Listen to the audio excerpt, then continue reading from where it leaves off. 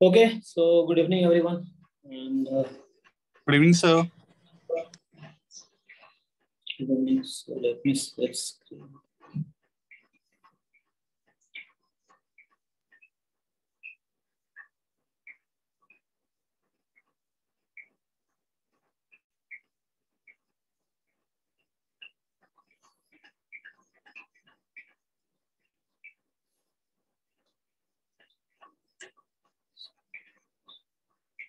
So आज होगा है ना, लेक्चर नंबर 7 है ना, आज 5 जुलाई है और आज स्टार्ट करने वाले हैं रैंडम वेरिएबल। ठीक है, अगर ये टॉपिक देखोगे सो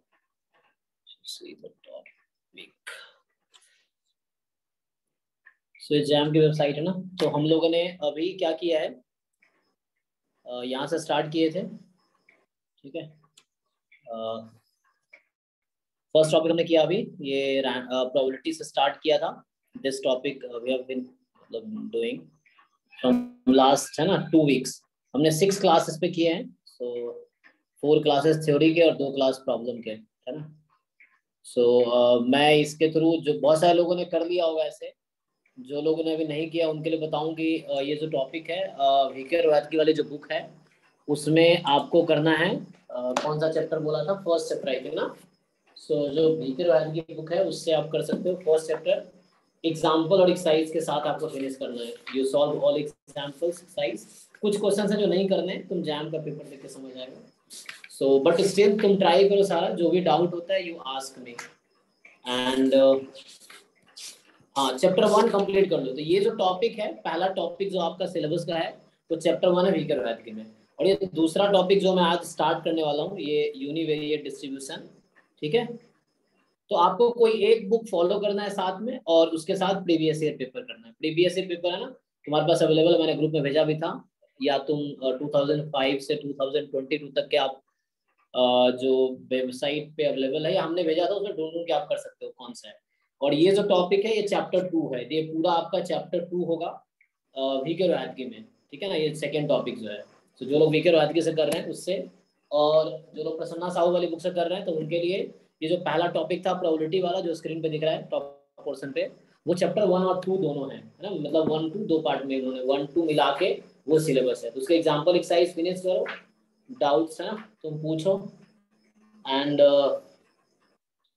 1 मिनट। हेलो, नहीं मैं नहीं आऊंगा, रूम पे आ गया। Okay 1 minute.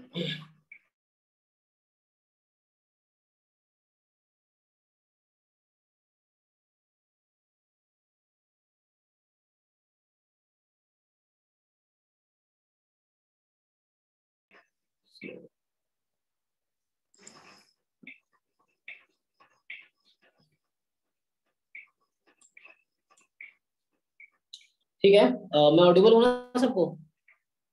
Yes sir. हाँ सर। ओके ओके, तो वही मैं कह रहा था।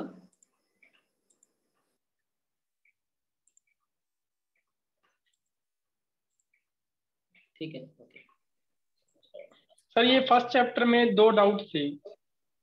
तो आज तो डाउट नहीं करेंगे, डाउट अब डाउट क्लास में होगा। किस बुक का? ये प्रसन्ना साहू की है सर। हाँ, तो ये आप लिख के रखो, नेक्स्ट डाउट क्लास जब भी करेंगे या तो एक क्लास हम डाउट क्लास कर लेंगे, या इस वीक में सैटरडे या संडे को, सैटरडे तो नहीं संडे को ही पॉसिबल होगा। तो इस संडे को, लास्ट संडे शशि सर में लिया था, मैंने उनको बोला था मैं डाउट क्लास लूंगा, बट शायद पहले से उन्होंने बता रखा था लिमिट बढ़ाने का। तो इस संडे डाउट क्लास ही होगा ना। तो इस संडे हम डाउट क्लास रखेंगे। तो ठीक है, तुम लोग डाउट एक जगह लिख कर रखो। अभी तो मैं रैंडम वेरिएबल स्टार्ट करने वाला हूँ क्योंकि हमने 6 लेक्चर ऑलरेडी दे चुका हूँ मैं इस बेसिक पार्ट पे, तो और ज्यादा देना नहीं चाहता मैं। बाकी डाउट क्लास में होगा, बट तुम डाउट रखो, या अभी लास्ट के आधे घंटे में तुम पूछ सकते हो। अभी क्या टाइम हुआ है? 6 मतलब 9:13 हुआ ना। सो हाँ, लाइक 10:30 के बाद वी कैन डिस्कस। ओके, तो देखो तुम, मैं फिर से कह रहा हूँ, ये नहीं कि होमवर्क में चेक करूंगा तभी तुम करोगे। तो अगर तुम नहीं कर रहे हो तो अपना ना एग्जाम में रिजल्ट कम कर रहे हो। अगर तुम कर रहे हो आप तो अपना एग्जाम का स्कोर आप इम्प्रूव कर रहे हो ना, ये आपकी मेहनत पे है। तो ये नहीं कि मैं बोलूंगा तब आप करोगे, नहीं बोलूंगा तब नहीं करोगे। प्रीवियस ईयर पेपर आप खुद भी है ना, क्योंकि ऐसा तो है नहीं कि आपके पास एक्सेस नहीं है, ऑनलाइन आप जाके देख सकते हो क्या क्या पूछा गया है। हमने ग्रुप में भेजा भी है, मैं फिर से भेज सकता हूँ। 2005 से 22 तक का मर्ज पेपर है ना, 4-4.5-500 पेज का है वो, उसमें सारे पेपर्स हैं, तो आप उससे ढूंढ के कर सकते हो क्या क्या आ रहा है। लेकिन वो आपकी जिम्मेदारी की कोई एक बुक ढंग से फॉलो करना है, फिर उसका डाउट पूछो जो डाउट हो रहा है, फिर प्रीवियस ईयर क्वेश्चन उस टॉपिक को तो बिल्कुल करो जो खत्म हो रहा है ना।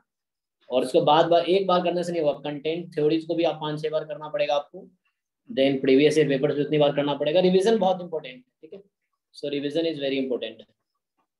तो अभी मैं स्टार्ट करता हूँ रैंडम वेरिएबल। जो डाउट्स आप लोग हैं वो डाउट क्लास में रखेंगे। फिर से बोलता हूँ, डाउट रखना, ये नहीं कि भूल जाना, तुम डाउट एक जगह लिख के रखो ना। क्लासेस हमारी फरवरी तक चलेगी, जैम के एग्जाम तक चलेगी, तो ऐसा नहीं क्लास खत्म हो जाएगी।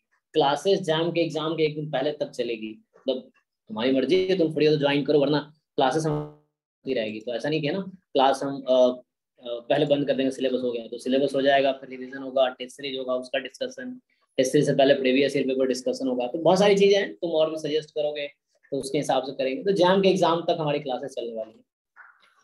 तो अभी हम यहाँ से स्टार्ट कर लेते हैं रैंडम वेरिएबल से। बाकी आप लोग बेसिक प्रोबेबिलिटी खत्म कर लेना किसी एक बुक से, है ना। हमने 4 बुक मेनली किया हुआ है, वीके रॉयल की, प्रसन्ना साहू, एंड देन गुप्ता कपूर हो गया, एंड देन कौन सा, कैसेला बर्गर, हाँ कैसेला बर्गर। सो इनमें से कोई भी एक बुक आप करो, आप पास टाइम है तो सारा कर सकते हो, बट एक बुक से स्टार्ट करो, stick to one. Primary fix करो, तुम्हारा फर्स्ट प्रेफरेंस ये है, सेकंड थर्ड फोर्थ, फर्स्ट वाला हो गया तो टाइम है तो सेकंड करो, थर्ड करो, तो ऑर्डर कर लो, है ना, उसके हिसाब से। ये नहीं कि सारे करने। जहाँ मैं फिर से रिपीट कर रहा हूँ कि ऐसा नहीं किसी बुक से क्वेश्चन आने हैं, आपको कॉन्सेप्ट बिल्ड करना है, कॉन्सेप्ट पे क्वेश्चन आने हैं। तो वो कॉन्सेप्ट कहाँ से बिल्ड होगा, किसी एक बुक के कंटेंट फॉलो करके और प्रीवियस ईयर क्वेश्चंस करके। Like previous year question idea देगा ना किस तरह क्वेश्चंस पूछे जा रहे हैं, और कंटेंट में आपको सब कुछ कवर करना है कि जो डेफिनेशंस हैं, थ्योरम्स हैं, तो इस तरह से। ओके, तो अब आते हैं डेफिनेशन पे। ऐसा ये भी आप लोगों ने पढ़ा ना क्लास 12 के एनसीईआरटी में, ये भी है ना। अगर वहां से मतलब बेसिक पार्ट लाइक क्लास 12 का एनसीईआरटी है ना, बहुत सारे लोग तुम में से पढ़ाते भी होंगे और कुछ, है ना। तुम लोगों जिन्होंने और रिवीजन किया होगा तो उनको पता होगा कि जो चैप्टर 13 है क्लास 12 के एनसीईआरटी का, तो पहला टॉपिक तो कंडीशनल प्रोबेबिलिटी है, दूसरा आई थिंक मल्टीप्लिकेशन रूल पे है, तीसरा बेस थ्योरम पे, टोटल प्रोबेबिलिटी पे, चौथी एक्सरसाइज रैंडम वेरिएबल पे एंड प्रोबेबिलिटी डिस्ट्रीब्यूशन पे, और पांचवी एक्सरसाइज बाइनोमियल डिस्ट्रीब्यूशन है एनसीईआरटी। फिर मिसलेनियस में सारा मिक्स्ड होता है। तो बहुत लोगों ने रिवाइज किया होगा, मैंने पहले कहा था कि आप क्लास 12 का प्रोबेबिलिटी एक बार देख लेना, क्योंकि वो पूरा सिलेबस जैम में है। जो क्लास 12 में आपको प्रोबेबिलिटी में वो जैम में है, वो फर्स्ट पार्ट में था, जो प्रोबेबिलिटी पोर्शन हमने अभी किया है उसमें था। अभी रैंडम वेरिएबल है तो वो भी है ना, 2 एक्सरसाइज तो है ही उसमें। तो चलो स्टार्ट करते हैं। सो कोई बताओ क्या होता है डेफिनेशन जी। भैया ये किसी को बोनफेरोनी इनइक्वालिटी से कैसे क्वेश्चन आते हैं? आप रिपीट कीजिए, समझ नहीं आया। इनइक्वालिटी है ना प्रोबेबिलिटी में, बूल्स इनइक्वालिटी। जैसे एक दो क्वेश्चन हमने देखे तो उसमें क्या पूछा था लास्ट टाइम, इनइक्वालिटी में जैसे 2-3 इनइक्वालिटी है ना, जैसे मान लो बोनफेरोनी था, या वो जैसे तुम्हारे पास एक और क्या था, बूल्स इनइक्वालिटी। हाँ बूल्स इनइक्वालिटी। हाँ, या एक दो अभी जो जैम रिसेंटली आए थे कि लाइक ये आया था कि minimum of probability of A, probability of B, है ना। ये क्वेश्चन अभी हम करा रहे थे कुछ दिन पहले। So this probability will be, ये जो मिनिमम होगा, this will be more than equal to probability of A intersection B intersection C. इस पे एग्जाम में अभी रिसेंटली क्वेश्चन आया था, आई थिंक 21 में या 21 में शायद, या 20 में। फिर एक ये भी है maximum of P A P B, ये फॉर्मूला लिख रहा हूँ मैं जिसपे क्वेश्चन था, पीसी, ये जो होगा this will be less than equal to probability of A union B union C. इस पे बेस था कि लाइक इन तीनों में जो भी छोटा है उसकी वैल्यू भी इससे ज्यादा होगी। इंटरसेक्शन मतलब छोटा पार्ट हो गया ना, और यूनियन बड़ा पार्ट है, तो इन तीनों में जो भी लार्जर होगा उसकी वैल्यू भी इससे छोटी होगी। तो इस पे आया था। या तुमसे बुल्स इनइक्वालिटी पूछ सकता है, क्या होता है स्टेटमेंट ही दे देगा तुम्हें, या किसी क्वेश्चन से वो रिलेट कर देगा। तो बुल्स इनइक्वालिटी क्या था, उसका स्टेटमेंट देख लो, है ना। Probability of A intersection B is क्या था, more than equal to 1 minus probability of A complement minus probability of B complement. ये था ना जी, याद है कि भूल गए।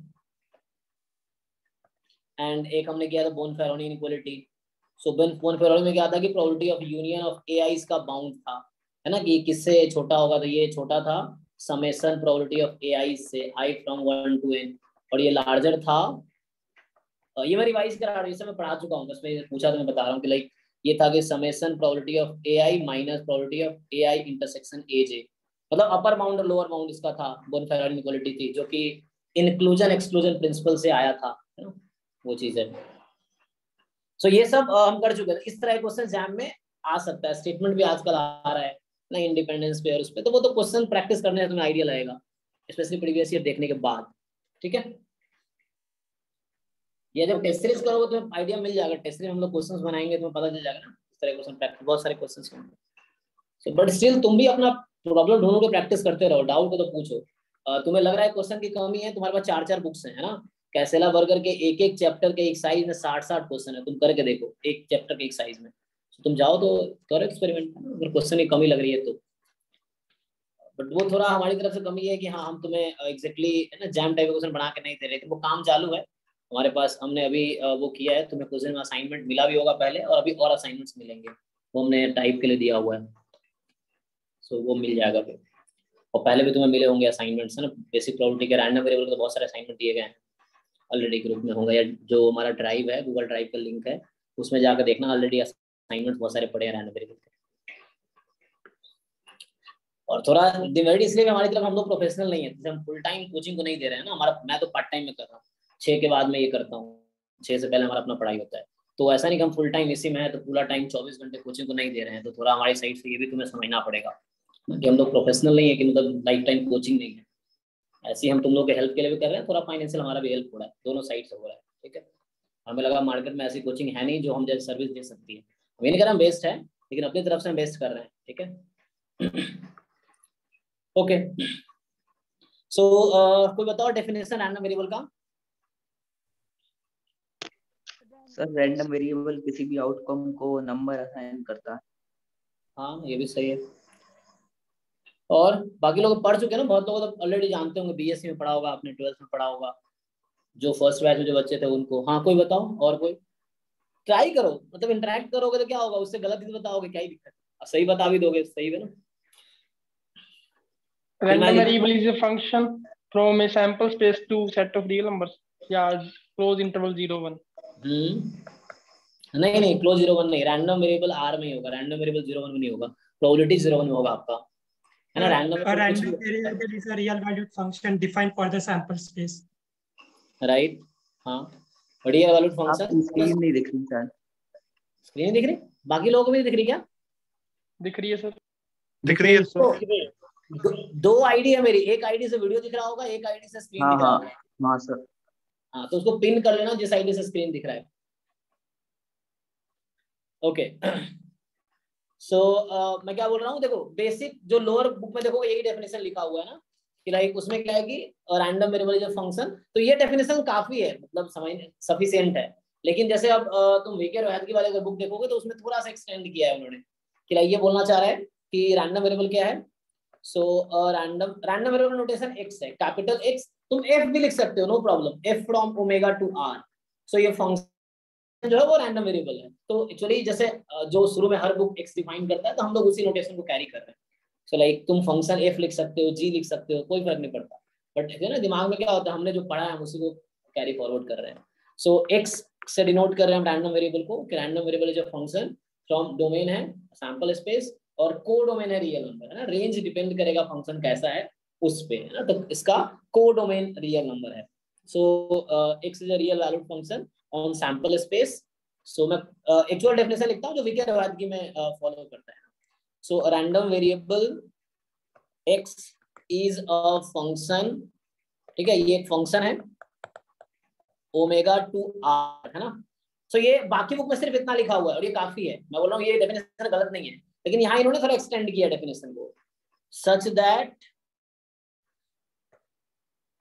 That x inverse minus infinity to x, this is an event. हमने क्या लिखा है, दिस इज एन इवेंट। अब मुझे कोई बताओ कि इवेंट क्या होता है, इवेंट क्या होता है आपका, व्हाट इज इवेंट को कैसे आप डिफाइन करते हो? Element of sigma field. हाँ element of sigma field, subset of sample space, दोनों सेम बात है ना। तो ये ऐसे भी लिख सकते हैं चीज को, that is x inverse minus infinity to x is a subset of omega. Omega मैं सैंपल स्पेस के लिए डिनोट कर रहा हूँ, ठीक है। So omega is sample space के लिए ओमेगा ले रहा हूँ। So this is subset of omega, या तुम लिख सकते हो that is x inverse minus inverse x, this belongs to sigma field where f is sigma field. Sigma field का डेफिनेशन क्या है यहाँ पे पूरी प्रोबेबिलिटी कोड में हम सिग्मा फील्ड लेंगे power set of sample space, मतलब set of all subset of sample space. और तुम्हें पता है कि सैंपल स्पेस का हर सबसेट इवेंट होता है, तो सिग्मा फील्ड के अंदर जो भी एलिमेंट्स हैं वो सब इवेंट है, तो इसलिए हम बोलते हैं that belongs to sigma field. Book में ये लिखा होगा, ठीक है, बिलोंग्स टू f, इसका मतलब वही है, इवेंट है, बोलना चाह रहा है इवेंट है। और प्रोबेबिलिटी हम किसकी निकालते हैं? इवेंट की। हम इवेंट की प्रोबेबिलिटी निकालते हैं ना, तो हमें इसकी प्रोबेबिलिटी निकालनी है। आगे देखेंगे कि इस इवेंट की प्रोबेबिलिटी जो होती है उसी को हम CDF बोलते हैं। तो इन्होंने वही डॉट को कनेक्ट किया है रोहित में, लाइक कि क्या है दिस वेयर, यहाँ पे क्या बोल रहा हूँ, f क्या है, सो वेयर मैं नोटेशन जो यूज कर रहा हूँ, वेयर ओमेगा का मतलब मेरा है सैंपल स्पेस से, एंड जो f मैं यूज कर रहा हूँ दिस इज सिग्मा फील्ड। ठीक है, सिग्मा फील्ड क्या है? सो सिग्मा फील्ड आपको ज्यादा टेंशन नहीं लेना है सिग्मा फील्ड क्या है, और कोई क्वेश्चन जहाँ पे सिग्मा फील्ड नहीं आया, सिग्मा फील्ड अगर नहीं पता है बच्चा को तो भी कोई टेंशन नहीं है, ठीक है। बस ये ध्यान रखना सिग्मा फील्ड के अंदर जो एलिमेंट्स हैं वो इवेंट है ना, और ऐसे जहाँ में कहीं वर्ड यूज किया ही नहीं, ना सिलेबस में ना कभी क्वेश्चन इस पे आया है। सो जस्ट डिफाइन करने के लिए यूज होता है। This is power set of sample space, ठीक है। Sigma field is a power set set of all subset. इसको एग्जांपल से समझते हैं, ठीक है। क्या बोलना चाह रहा है कि रैंडम वेरिएबल एक फंक्शन है x ओमेगा से r में इस तरीके से कि x इनवर्स, ये x inverse something is like f inverse a, ठीक है ना। फंक्शन का इनवर्स इमेज निकाल रहे हैं हम। सो x इज अ फंक्शन, मैंने कहा f से डिनोट कर सकते हैं हम रैंडम वेरिएबल को ना, यहाँ x की जगह आप f भी लिख सकते हो, अगर आप चाहो तो यहाँ f भी लिख सकते हो, ठीक है। सो वो हम x से डिनोट कर रहे हैं क्योंकि वो हम कैरी फॉरवर्ड कर रहे हैं बुक के नोटेशन को। ओके, तो इसको जरा एग्जांपल से समझते हैं, कहना क्या चाह रहा है कि जैसे फॉर एग्जांपल ज्यादा टेंशन हो डेफिनेशन को लेके तो सिर्फ याद रखना कि रैंडम वेरिएबल फंक्शन है ओमेगा से r में, ना एनफ है, क्योंकि रोहितगी को छोड़ के बाकी सारी बुक इवन कैसेला बर्गर यही डेफिनेशन लिखती है। तुम कैसेला बर्गर में डेफिनेशन देखोगे तो डिफाइन करता है रैंडम वेरिएबल को, it is a function from omega to r, इतना ही लिखा हुआ है, ठीक है। तो वो भी डेफिनेशन गलत नहीं है, क्योंकि आगे चीजें वैसे प्रोसीड होती है जैसे हम डिफाइन करते हैं। Definition is the first thing, definition like introduction है चीजों का, तो उसके हिसाब से आगे प्रोसीड करेंगे। तो मैं कैसेला वर्ग का कंटेंट फॉलो कर रहा हूँ तो इसलिए मैं वो डेफिनेशन लिख रहा हूँ, सॉरी वीके रोहित का कंटेंट फॉलो कर रहा हूँ इसलिए मैं वो लिख रहा हूँ। सो अभी क्या होगा, जैसे एग्जांपल मान लो मैं एक सैंपल स्पेस लिखता हूँ, कॉइन इज टॉस्ड ट्वाइस, ठीक है। एक एग्जांपल है, ये रैंडम एक्सपेरिमेंट हो गया आपका, इसका सैंपल स्पेस कोई बताओ। H H H T T ये मुझे पता है, सबको पता है, इसलिए पूछता हूँ ताकि तुम्हें नींद ना आ जाए, ठीक है ना। ना तो अभी ऐसे ही रात लेट हो रहा है तो नींद आ जाएगा, इसलिए कनेक्टेड रहोगे। सो omega is H H H T T H T T, और अगर तुम जवाब दे रहे हो मतलब तुम अटेंशन पे कर रहे हो। So H H H T T आपका ये सैंपल स्पेस हो गया ना। सिग्मा फील्ड अगर तुम लिखते हो तो क्या लिखते हैं, पावर सेट, इसका पावर सेट लोगे तो 16 एलिमेंट आएंगे उसमें ना। तो एनीवे पावर सेट का कोई भी डिस्कस नहीं करेंगे हम। अब क्या बात डिफाइन कर रहे हैं, एक्स। तो एक्स में यहाँ डिफाइन कर रहा हूँ, मान लो मैं लिख दिया नंबर ऑफ हेड्स ऑब्टेन्ड। तो मैं आपसे पूछूंगा कि क्या x रैंडम वेरिएबल है, is x a random variable. मैं जस्ट डेफिनेशन को जस्टिफाई करूंगा, ठीक है। तुम्हारा क्वेश्चन ये है कि जो x मैंने डिफाइन किया है नंबर ऑफ हेड्स ऑब्टेन्ड, क्या ये रैंडम वेरिएबल है? यस सर, है ना। तो हम जस्टिफाई करते हैं इसको। जस्टिफाई कैसे करेंगे, तो हमने ये कहा कि रैंडम वेरिएबल एक फंक्शन है ओमेगा से r में। इसका मतलब ये है कि रैंडम वेरिएबल क्या करता है, सैंपल स्पेस के हर एलिमेंट को मैप करता है किसी नंबर के साथ, है ना। वो नंबर कुछ भी हो सकता है, कोई भी रियल नंबर हो सकता है। ये कहना चाह रहा है कि रैंडम वेरिएबल सैंपल स्पेस के हर आउटकम को किसी नंबर से एसोसिएट करता है, ठीक है। अब यहाँ इन्होंने एडिशनल कंडीशन दिया कि ये एक इवेंट होना चाहिए, तो ये भी निकाल के देख लेते हैं क्या है ना। इवेंट होना चाहिए ताकि इसकी बाद में प्रोबेबिलिटी निकाल सके, है ना। इवेंट की ही प्रोबेबिलिटी निकालते हैं हम लोग, ओके। और इवेंट क्या होता है, सबसेट ऑफ सैंपल स्पेस। तो अब क्या करते हैं, इसको जस्टिफाई करते हैं। तो पहला क्वेश्चन ये है कि क्या x हर आउटकम को किसी नंबर से एसोसिएट कर रहा है, तो चेक कर लेते हैं। x ऑफ h h मतलब फंक्शन ऑफ x टाइप से हो गया कि fx, तो x यहाँ पे ये है, फंक्शन ये है ना। तो what is x of h h, क्या होगा 2।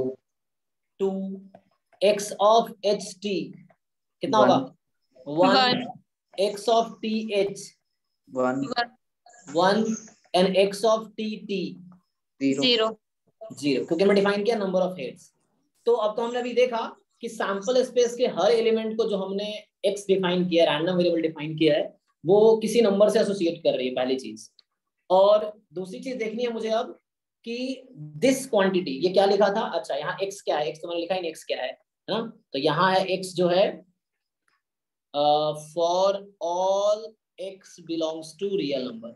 x आप कोई भी रियल नंबर लो, कोई भी रियल नंबर, माइनस इन्फिनिटी से प्लस इन्फिनिटी के बीच x कुछ भी लोगे तो x इनवर्स माइनस इन्फिनिटी से x, ये जो सेट है एक, अच्छा इस सेट को मैं अलग से लिखना चाहूँ तो क्या मतलब है, ये जो सेट है ये इवेंट होने चाहिए।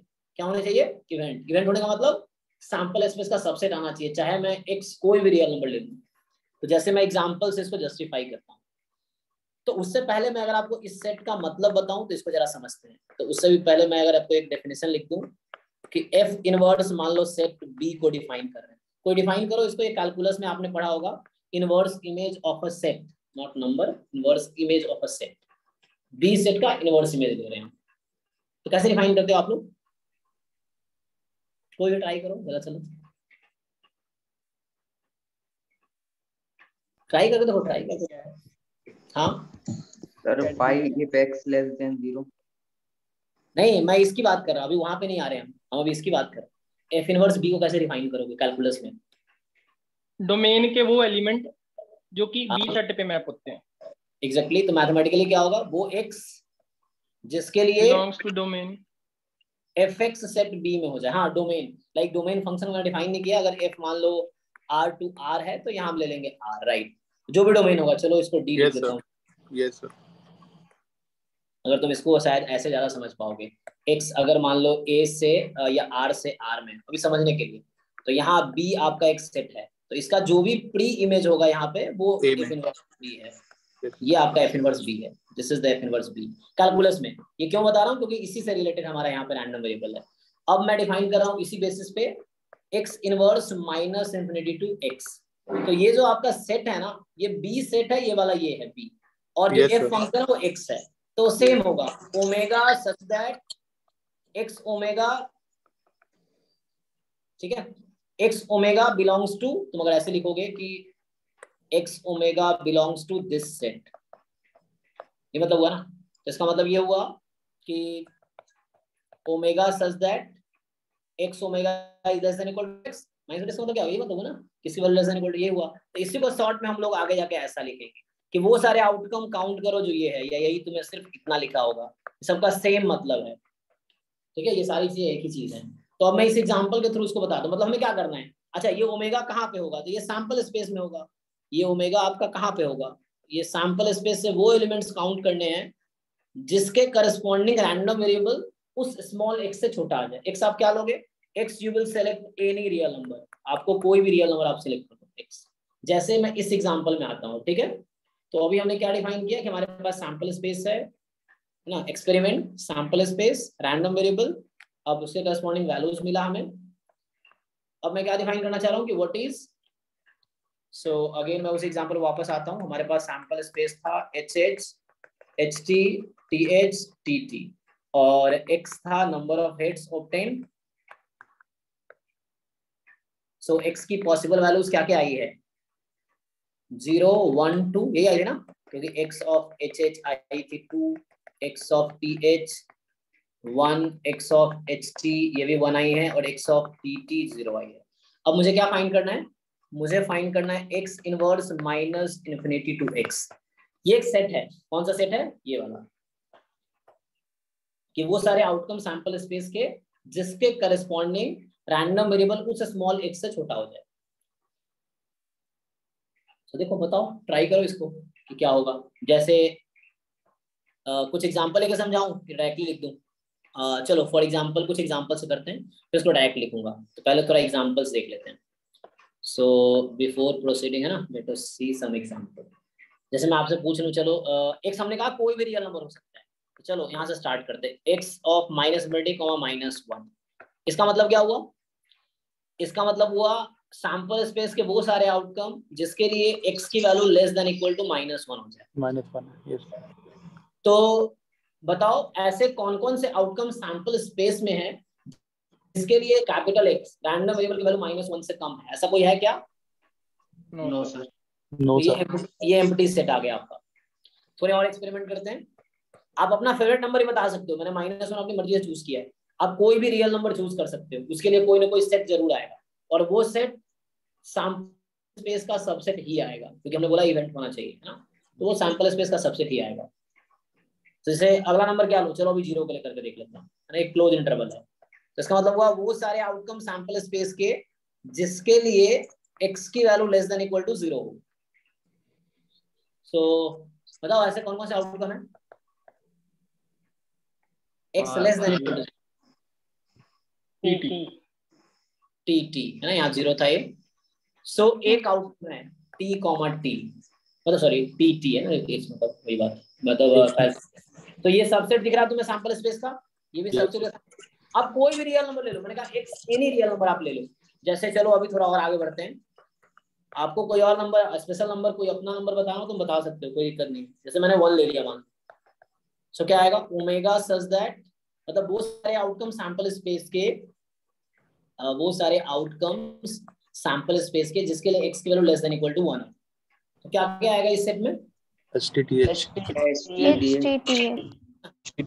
और TT। हाँ, तो यहाँ देखो, यहाँ पे 1 से लेस और इक्वल, 1 से लेस और इक्वल, देखो फिर से x less than equal to 1 है, वो सारे outcome x less than equal to 1 है। तो कितने आउटकम है? 3 सर। 3 है। टीटी भी है क्योंकि टीटी पे 0 आया था, HT पे 1 आएगा और TH पे भी 1 आएगा। ठीक है, अगर मैं लेता हूँ x इनवर्स -∞ टू, चलो मान लो 1.5, जस्ट समझाने के लिए, बाद में तुम्हें खुद ही समझ आएगा, इतना नहीं लिखना पड़ेगा, तुम एक साथ लिख पाओगे, लेकिन अभी समझाने के लिए इतना कर रहा हूँ जो फर्स्ट टाइमर है उनके लिए। Omega belongs to sample space such that x less than equal to 1.5, इसमें भी क्या आंसर आएगा? सर वही आएगा, सेमी आएगा। TTS सारे आउटकम देखने हैं जहां पे x की value less than equal to 1.5, तो वही 0 1, क्योंकि x की वैल्यू तो लिमिटेड है ना, या तो 0 होगी या 1 होगी या 2 होगी, ज्यादा पॉसिबल है नहीं। तो उसके करस्पॉन्डिंग आउटकम भी पता है तुम्हें, है ना? जैसे इस लाइन को तुम दूसरा तरीके से लिखते तो क्या लिखते? अगर इसको मैं लिखता तो इसका मतलब है x inverse 2 is equal to hh, है ना? अगर तुम ऐसे जो फंक्शन में बात कर रहे हैं कि उस सेट का इनवर्स अगर बात करो तो ऐसा है, तो वही से हम वहां जनरलाइज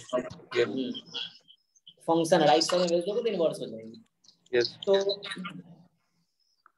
अब देखो क्या है, तो यहाँ सेम आउटकम आएगा, टीटी पे 0 है x की वैल्यू, HTTH, फिर x इनवर्स -∞ टू 2 ले लिया, मान लो मैंने x की वैल्यू, स्मॉल x में चेंज कर रहा हूँ हर बार। So this says that x less than equal to 2. So what are the value of x, मतलब हाँ आउटकम्स कौन कौन सा है सैंपल स्पेस में जिसके लिए कैपिटल x की value less than equal to 2 है? ऑल 4 सर जितने भी 0 1 2 तीनों, तो चाहे वो HH हो या HT हो या TH हो या TT, सारे हो जाएंगे। अब मैं x को 2 से ज्यादा कुछ भी लूंगा तो क्या आंसर आएगा? यही अगर सेम चारों, हाँ कुछ भी दे दो आप, सेम ही आंसर आएगा आपका। Yes sir. कि omega this such that x less than equal to 3, तो ये आपका क्या होगा कि वो सारे आउटकम इसके लिए है ना, तो सारे आउटकम आ गए, yes HH HTH HT T। Okay, तो कहने का मतलब क्या है, अब मैंने इधर एग्जांपल दिए हैं, अब इसको एक साथ लिखते हैं। तो हमने ये कहा x तुम कोई भी लेस देन 0 सेलेक्ट कर लो, you select any small x is a fix real number, ठीक है, फिक्स रियल नंबर, तो तुम स्मॉल x को सिलेक्ट कर लो, कोई भी 0 से छोटा नंबर कोई भी, तो तुम्हारा आउटकम क्या, इसकी ये एक सेट है, इस सेट की वैल्यू क्या आएगी?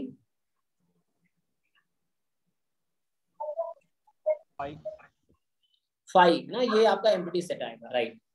और x कोई भी नंबर 0 से ज्यादा है, लेस देन 1 है, 0 से इंक्लूडिंग है ना, 0 से ज्यादा, एक स्मॉल x फिक्स कर लो, 0 1 के बीच का नंबर, या तो 0 या 0.1 0.2 लाइक दैट, तो एक आउटकम आएगा आपका TT। x कोई भी नंबर 1 और 2 के बीच है,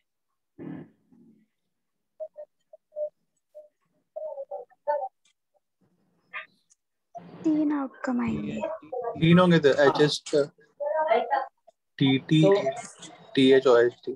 क्योंकि x1 से ज्यादा कुछ, x 1.5 है तो 1.5 से छोटा जो भी वैल्यू रैंडम वेरिएबल की है वो सारे आउटकम आ जाएंगे। 3 आउटकम तो वो आउटकम सारे आ जाएंगे ना, तो आपका आंसर होगा TT है और HT TH। और जब x more than equal to 2 है तो क्या होगा? सारे आ जाएंगे।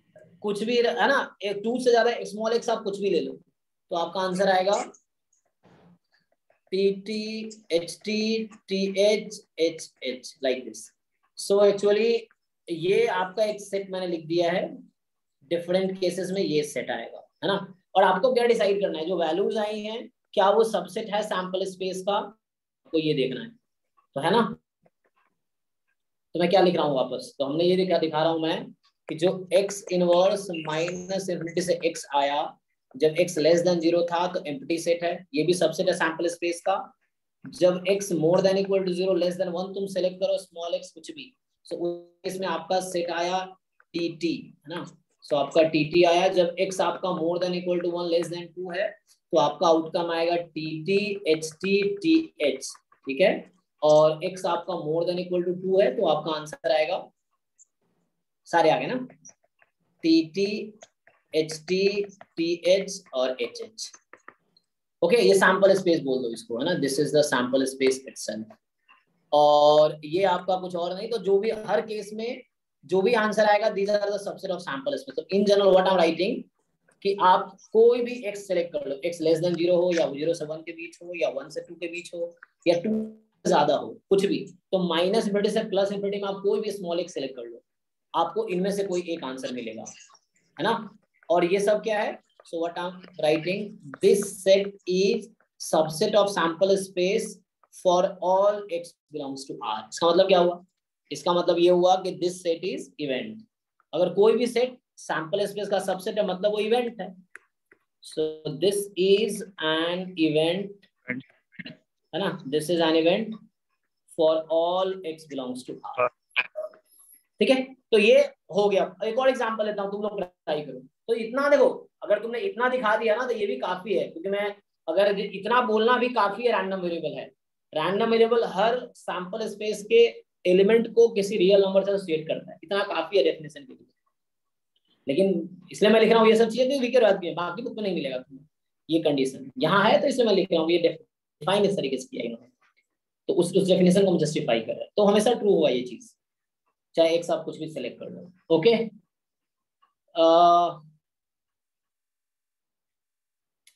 ठीक है, तो यहां से क्या होगा, किसी को कुछ बताना हो तो अनम्यूट करके बता सकते हो, या चैट का ऑप्शन बंद कर रखा है मैंने, हाँ ओके। सो एक एग्जांपल और लिखता हूँ, आप लोग चेक करो क्या रैंडम वेरिएबल है। जैसे चलो एक example less than equal to आएगा ना जी, यहाँ x less than equal to 2 आएगा ना ओमेगा के लिए। नहीं x लेस देन क्यों, 2 से छोटी कितनी भी वैल्यू चलेंगी, ऐसा कुछ है ना। चलो 2 से छोटी 1 ले लेते हैं, तो 1 के लिए आपका क्या ओमेगा आएगा, इसकी वैल्यू, x को 1 ले लेते हैं हम, स्मॉल x को आप 1 ले लीजिए, तो वो आउटकम काउंट करने हैं जिसकी वैल्यू 1 से कम हो, मतलब यार x फिक्स करना है आपको अपनी मर्जी से, ठीक है। सो आपको x फिक्स करना है अपनी मर्जी से, ओके है ना। यहाँ x हम फिक्स कर रहे हैं, हमने कहा 2 से ज्यादा कुछ भी फिक्स करेंगे उस केस में आपका आंसर इस सेट का ओमेगा के इक्वल आएगा, क्योंकि x की वैल्यू क्या है 0 1 2, है ना। तो 2 से तो उससे हम यहाँ काउंट कर रहे हैं x से छोटी वैल्यू, इसका मतलब क्या हुआ कि इस सेट का मतलब है ना, ये सेट का मतलब है this set is like outcomes of sample space for which capital X is less than small x. Small x you are fixing some real number and that can be any real number, ठीक है।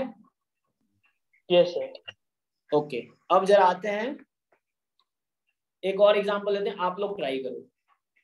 So example है a die is thrown twice, है ना, and x है आपका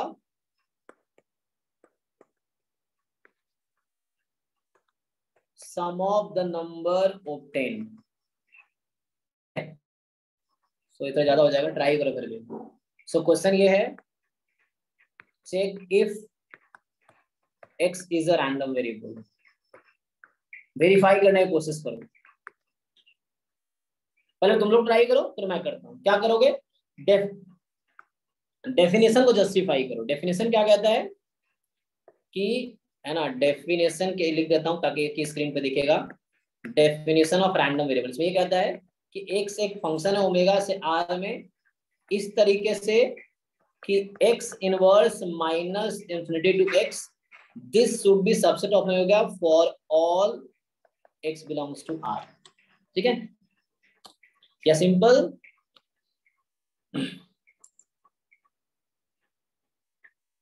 अच्छा, Shubham is saying x more than 2 में पूरा सैंपल स्पेस कैसे आया। Okay, so you can see here, good question. यहाँ देखो, हमने x को कहा मोर देन इक्वल टू 2 है, तो मैंने x को सेलेक्ट कर लिया आपके लिए, x इज इक्वल टू 3। कुछ भी तुम ले सकते हो, 2 से लार्जर कोई भी तुम नंबर सेलेक्ट कर लो। सो मैंने x को 3 रख दिया। इस सेट का मतलब होता है वो सारे आउटकम सैंपल स्पेस में जिसके लिए कैपिटल X की वैल्यू 3 से कम हो। ओके, इस सेट का मतलब है। अब काउंट करो वो सारे आउटकम सैंपल स्पेस का जिसके लिए कैपिटल X लेस देन 3 है या इक्वल टू 3 है। तुम काउंट करो सैंपल स्पेस में। तो ये आपका क्वेश्चन था ना, दिस वाज द क्वेश्चन कि ये सैंपल स्पेस है, ये X की वैल्यूज हैं, HH पे 2 था, TH पे 1 है, HT पे 1 है, TT पे 0 है। तो आप बताओ कि वो सारे कौन कौन से आउटकम है सैंपल स्पेस में जिसके लिए कैपिटल X की वैल्यू 3 से कम है या इक्वल है, क्या होगा?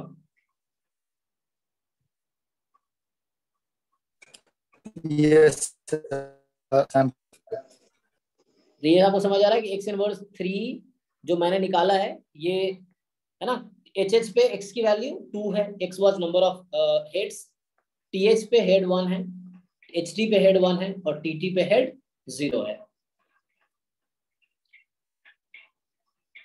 ओके, सो अभी क्या करते हैं, अजय नोट्स में भेज दूंगा, ठीक है? जिन लोगों को नोट करना फिर से तुम मतलब बता सकते हो रुकने के लिए, अदरवाइज ये नोट्स में भेजता ही हो ग्रुप में, तो नोट्स तुम्हें मिल जाएगा। अभी समझो, नहीं समझ आ रहा पूछो, नोट करना है तो you can tell me, then I can wait for that. तो पहले इसको सॉल्व करो, मैंने डेफिनेशन भी यहाँ लिख दिया है। और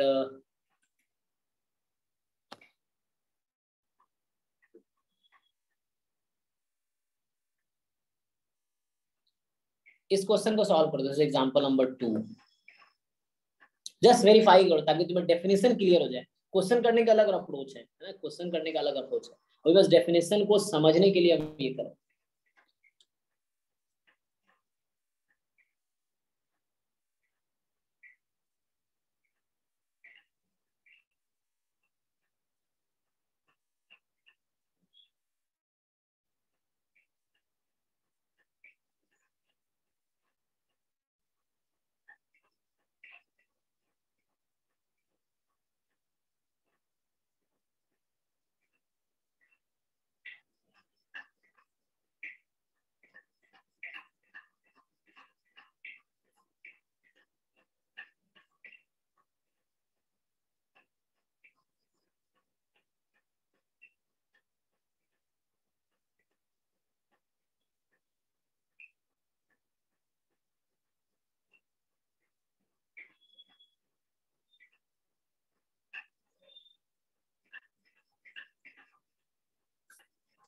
जिन लोगों को हो जाए बताना क्या क्या आया।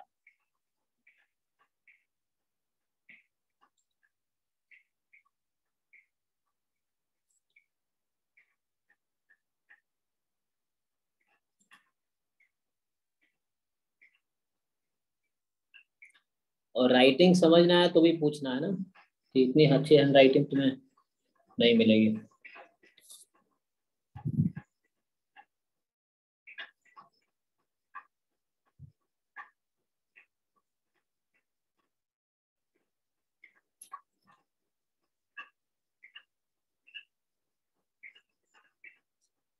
हाँ सर, हो गया।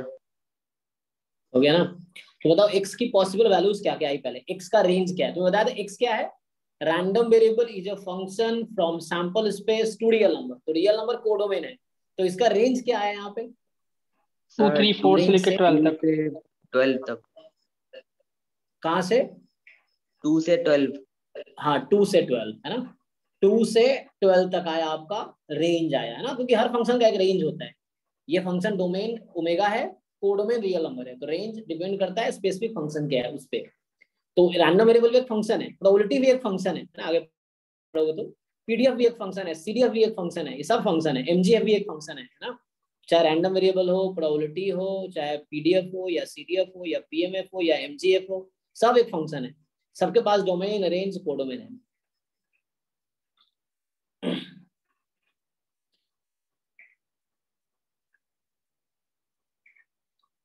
ओके सो हाँ तुम्हारा रेंज आ गया 2 से 12। बताओ क्या है एक्स इनवर्स? तो देखो हर आउटकम में करस्पॉन्डिंग एक नंबर मिल रहा है, इसका मतलब एक्स एक रैंडम वेरिएबल है ना। रैंडम वेरिएबल कहने का मतलब है कि सैंपल स्पेस के हर आउटकम को किसी नंबर से एसोसिएट कर रहा है, रियल नंबर से, तो वो रैंडम वेरिएबल है। सिंपल बेसिक्स मतलब लैंग्वेज यही डेफिनेशन है, बाकी एक्सप्लेन कर रहे हैं। तो x inverse this minus two x that should be N event है ना, और उसका यूज आगे है, अभी मैं उसको बात करूंगा। तो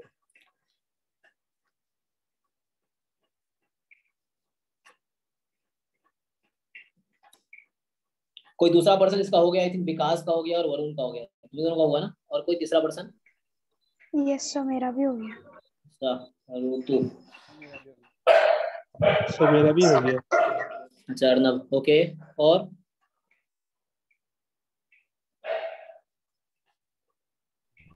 सर मेरा भी हो गया। अमन, सो मैं सॉल्व करूं? देखो मैच करना, ऐसे ज्यादातर लोगों ने कर लिया होगा, कुछ लोग बोल नहीं पाते ना। तो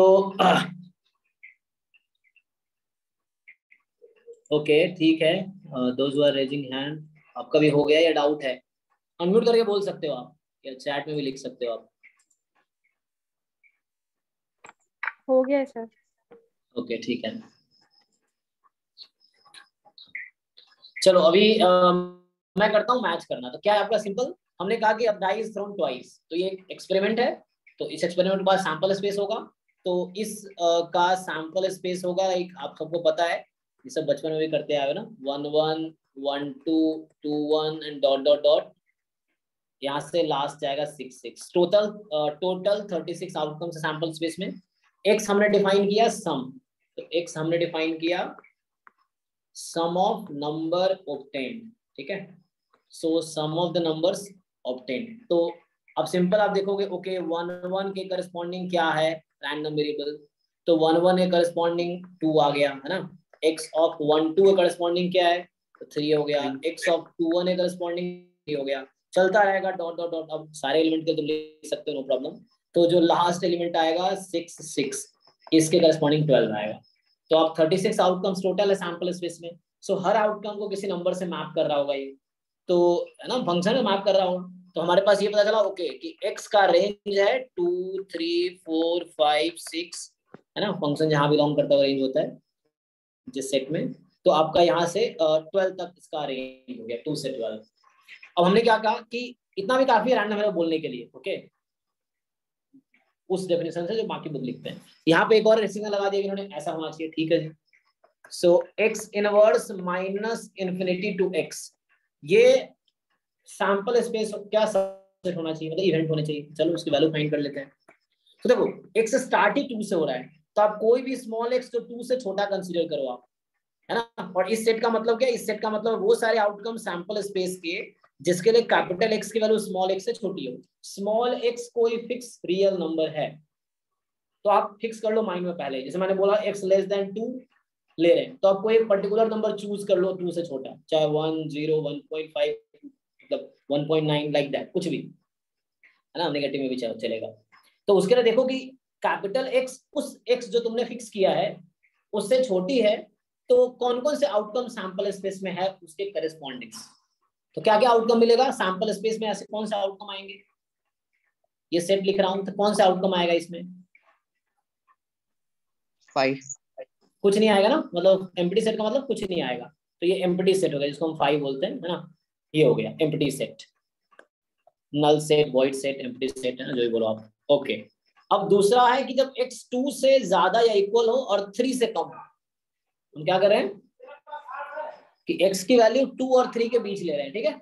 तो उस केस में अब बताओ ऐसे कौन कौन से आउटकम है सैंपल स्पेस में जिसके लिए कैपिटल X की वैल्यू, अब तुमने यहाँ स्मॉल x फिक्स कर लेना है, स्मॉल x चाहो तो 2 फिक्स कर लो, 2.1, 2.2, 2.5, 2.9 कुछ ऐसा फिक्स कर लो तुम, और देखो कि वैसे कौन कौन से रैंडम वेरिएबल की वैल्यूज हैं और उसके करस्पॉन्डिंग कौन कौन से आउटकम है। तो आपको यहाँ आउटकम लिखना है जिसके लिए कैपिटल X उस स्मॉल x से छोटी हो जाए और स्मॉल x 2, 3 के बीच का नंबर है। तो बताओ कौन कौन सा आउटकम है। 1 1 हाँ 1 1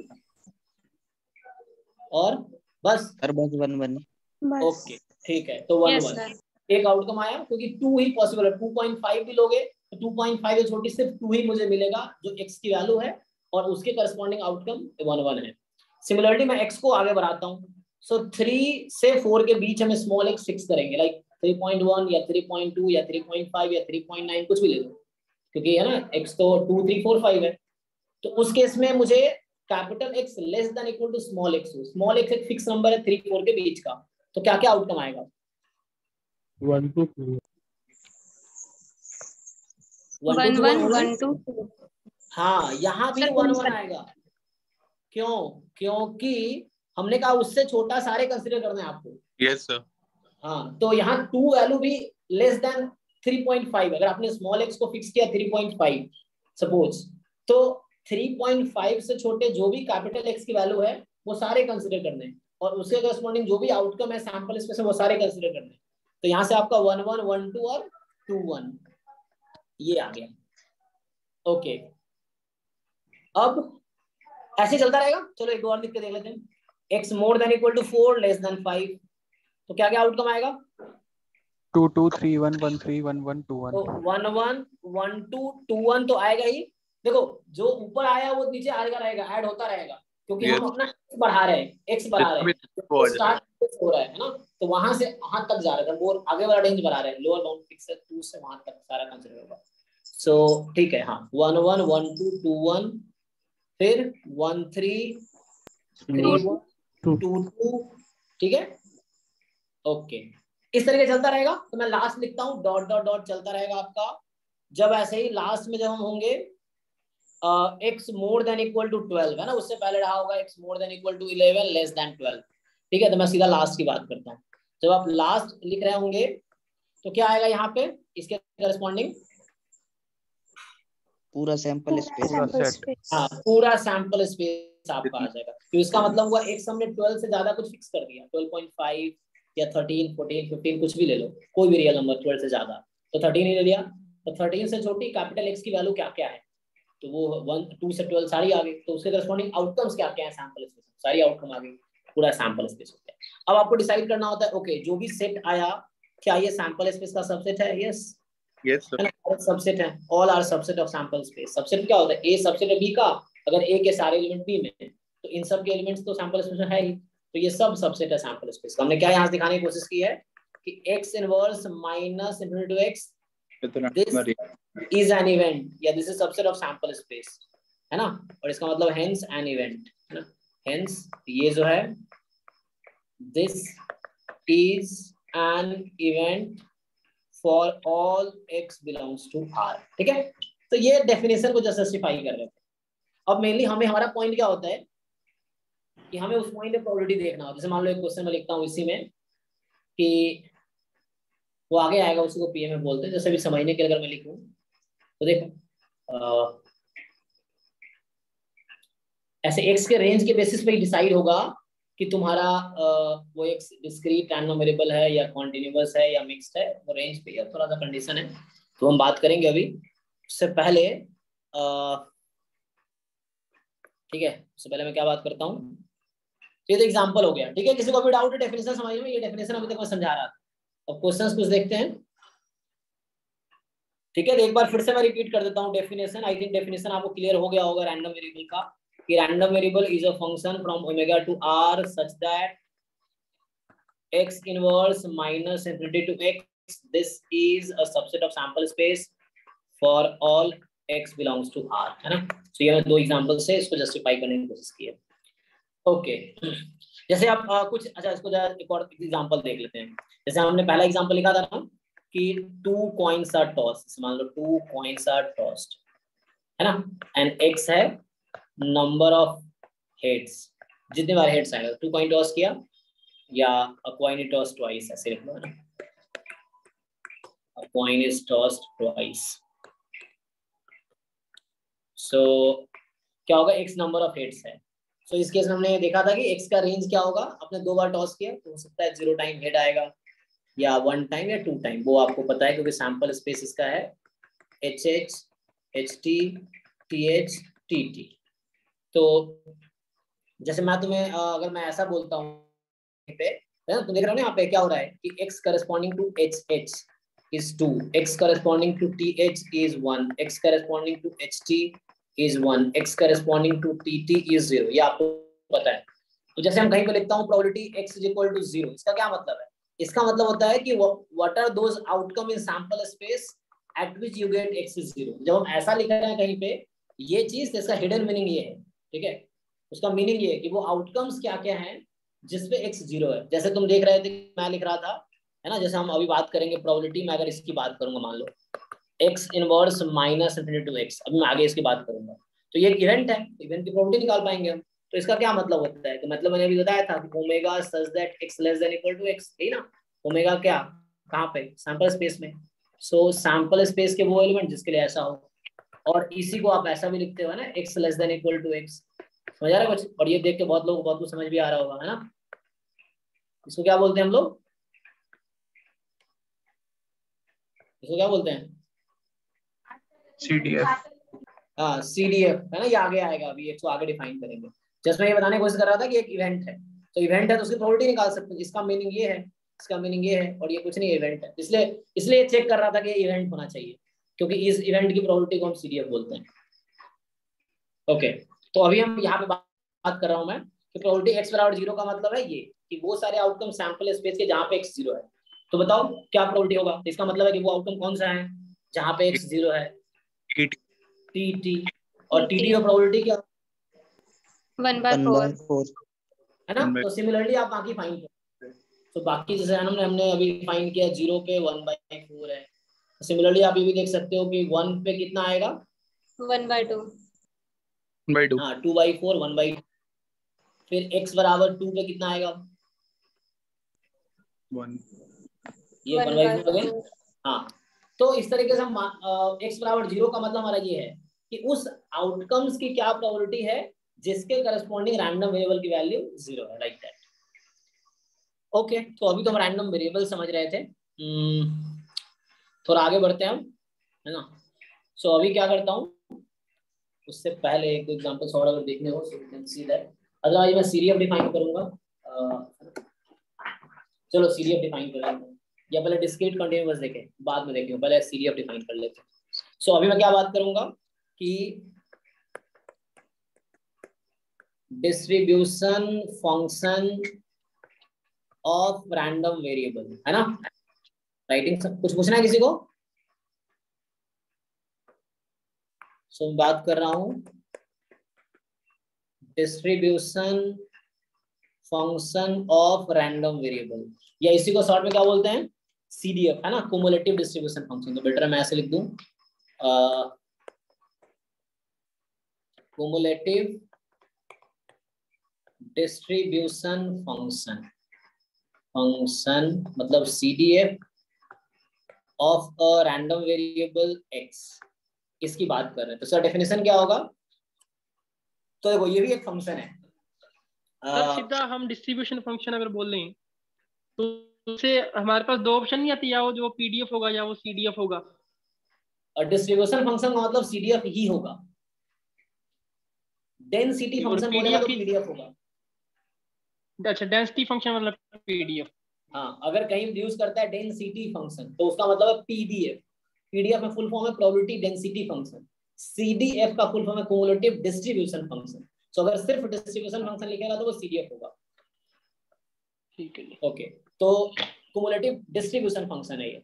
तो इसका डेफिनेशन क्या है, देखो मैं जैसे कहा था कि रैंडम वेरिएबल एक फंक्शन है, सीडीएफ फंक्शन है, पीडीएफ, पीएमएफ है ना, एमजीएफ सब फंक्शन है, तो ये भी एक फंक्शन है। तो क्या लिखूंगा, a function F, capital F लिख रहा हूँ, इसका डोमेन है रियल नंबर और इसका कोडोमेन भी है real number. By the way range इसका आर है, रेंज 0 से 1 है, तो कोडोमेन इसका 0 to 1 होगा, लेकिन रेंज सॉरी रेंज 0 to 1 है, कोडोमेन आर लिख दिया हमने है ना। Codomain is the largest set and range is a smaller set ना, range is always a subset of codomain in case of calculus, तुम मुझे पढ़े होगे।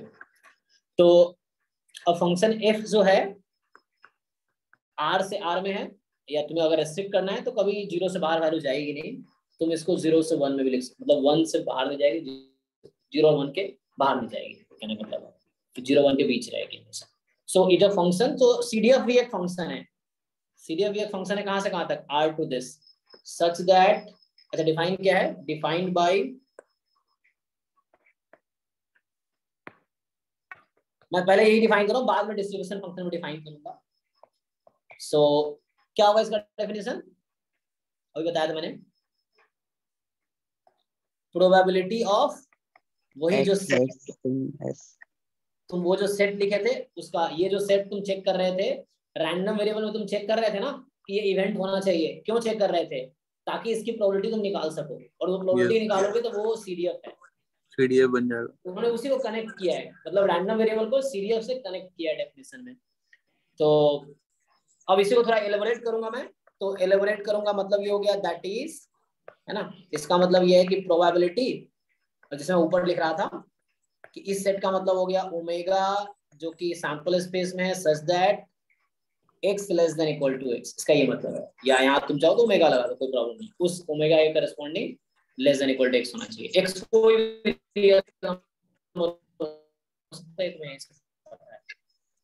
For all x belongs to r, ये है for all x belongs to r this, x कोई भी real number हो सकता है। तो मतलब इसको थोड़ा शॉर्ट में लिखोगे like that is,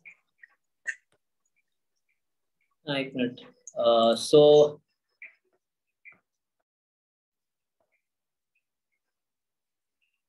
directly short में देता हूं, तो this is same as this, okay. तो तुम ये जानते होगे, तो इसका मतलब वही है कि वो सारे आउटकम जिसके लिए capital X value less than small x है ना, इसको बोलते हैं for all x belongs to real number. तो ये सीडीएफ की डेफिनेशन है। अच्छा, जैसे क्या होता है, एक तो सीडीएफ डिफाइन किया, अब मैं अगर डिस्ट्रीब्यूशन फंक्शन डिफाइन करूं तो वो क्या होता है, ये मैंने सीडीएफ डिफाइन किया रैंडम वेरिएबल का। इन जनरल मैं अगर तुम्हें एक डिस्ट्रीब्यूशन फंक्शन डिफाइन करूं तो सीडीएफ का डेफिनेशन क्या हुआ, probability capital X less than equal to small x। For example, चलो एक एग्जांपल कर लेते हैं, उससे तुम्हें ज्यादा समझ आएगा ना एग्जांपल से ना।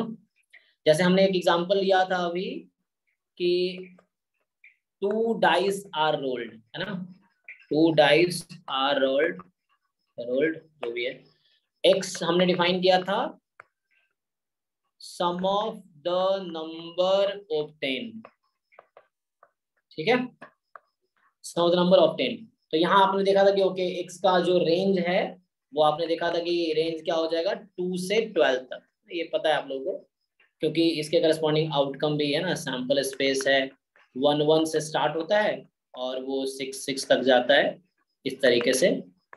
तो अब क्या है कि मैं अगर आपसे पूछ लूं कि ठीक है यहाँ तक, फाइंड सीडीएफ एट, या मैं ऐसा बोलता हूँ fx ऑफ 0, तो इसने बोला ना x कोई भी रियल नंबर हो सकता है, ऐसा बोला हुआ ना। तो मैं पूछ रहा हूँ पहला क्वेश्चन तुमसे, पहला पार्ट है a कि इसकी वैल्यू क्या है, b what is CDF at minus infinity, what is CDF at minus 10, d ये पार्ट्स हैं, व्हाट इज सीडीएफ एट 3, ठीक है, e what is CDF at 10, f what is CDF at 100, ठीक है। सो देखो ये ऊपर डेफिनेशन था, तुम्हें और नोट कर लो डेफिनेशन कि कैपिटल F का मतलब क्या है, वो नोट कर लो पहले, ओके। वो सारे आउटकम सैंपल स्पेस का जिसके लिए तुम्हारा capital X less than small x है, small x is a fixed real number, ठीक है, फिक्स्ड रियल नंबर है स्मॉल x कोई, तुम स्मॉल x जगह कुछ छोटा a b c कुछ ऐसे ले सकते थे, k ले सकते थे, है ना, इस तरह से। तो अब क्या करना है, ये डेफिनेशन नोट करने के बाद ये क्वेश्चन लिख लो, 2 dice are rolled, sample space मैंने यहाँ लिखा है, नहीं लिखूंगा तो भी आप लोगों को पता है कि सैंपल स्पेस क्या है, एंड x की मैंने वैल्यू भी लिख दी है ऐसे, नहीं लिखूंगा तो भी तुम्हें पता है क्या होता है. So now you tell the one by one, you tell the answer of all the parts.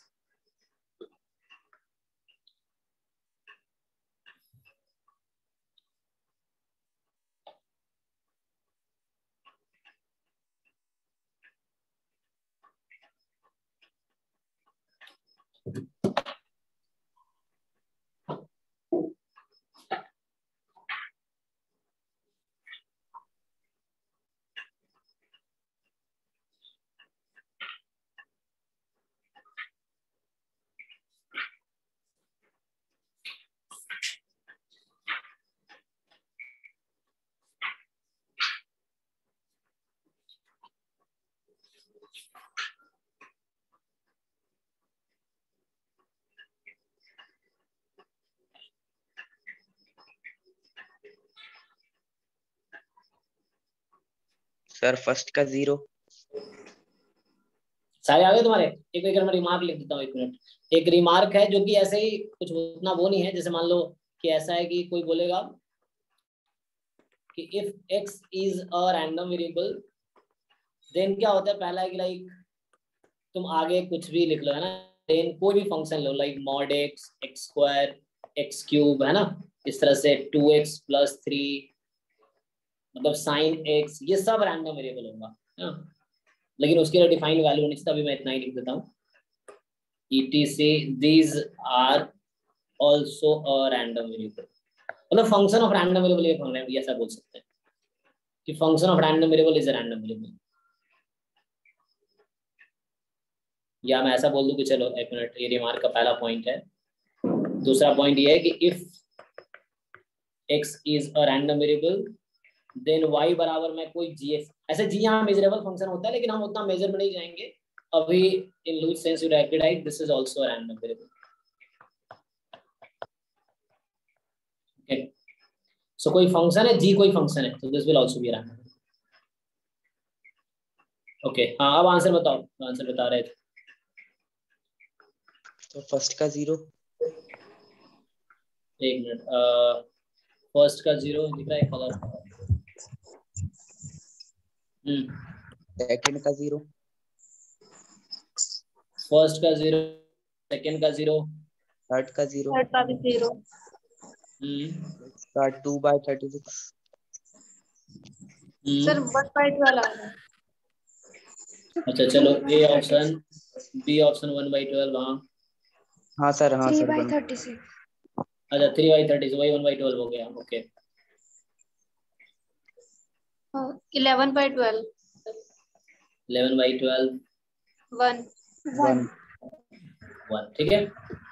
तो जस्ट डेफिनेशन अप्लाई करना, आपको आंसर आ जाएगा आपका.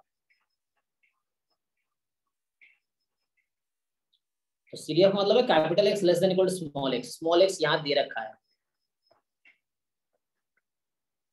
अभी जिनको समझ नहीं आ रहा वो पूछो कहाँ दिक्कत है आपको.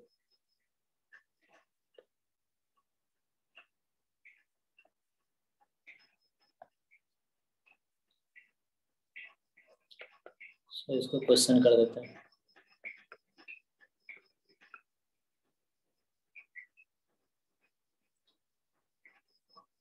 इसको सॉल्व करूं क्या? कोई चाहते हैं मैं सॉल्व करूं? ऐसे ही बहुत इजी क्लियर क्वेश्चन है, स्ट्रेट फॉरवर्ड डेफिनेशन बेस्ड.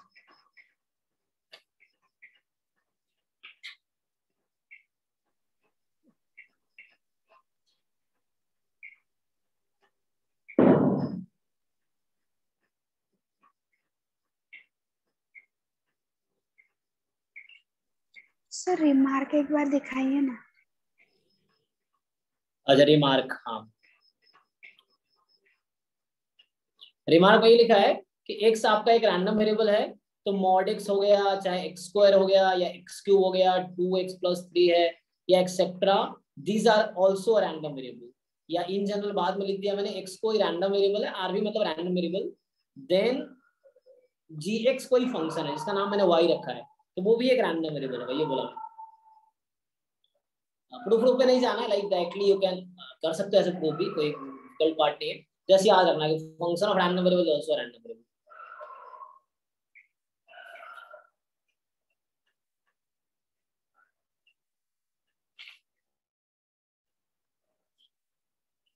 ऐसे रैंडम वेरिएबल के डेफिनेशन पे वीकर वैद्य में प्रॉब्लम 2.2 एक्सरसाइज है ना, ट्राई कर सकते हो।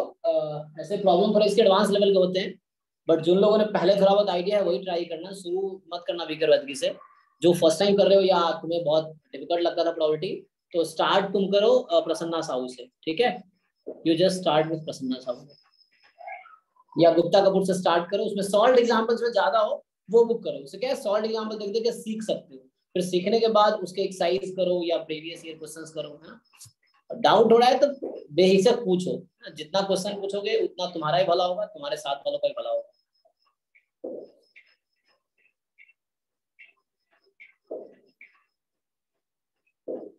ओके, तो अब मैं डिफाइन करता हूँ डिस्ट्रीब्यूशन फंक्शन।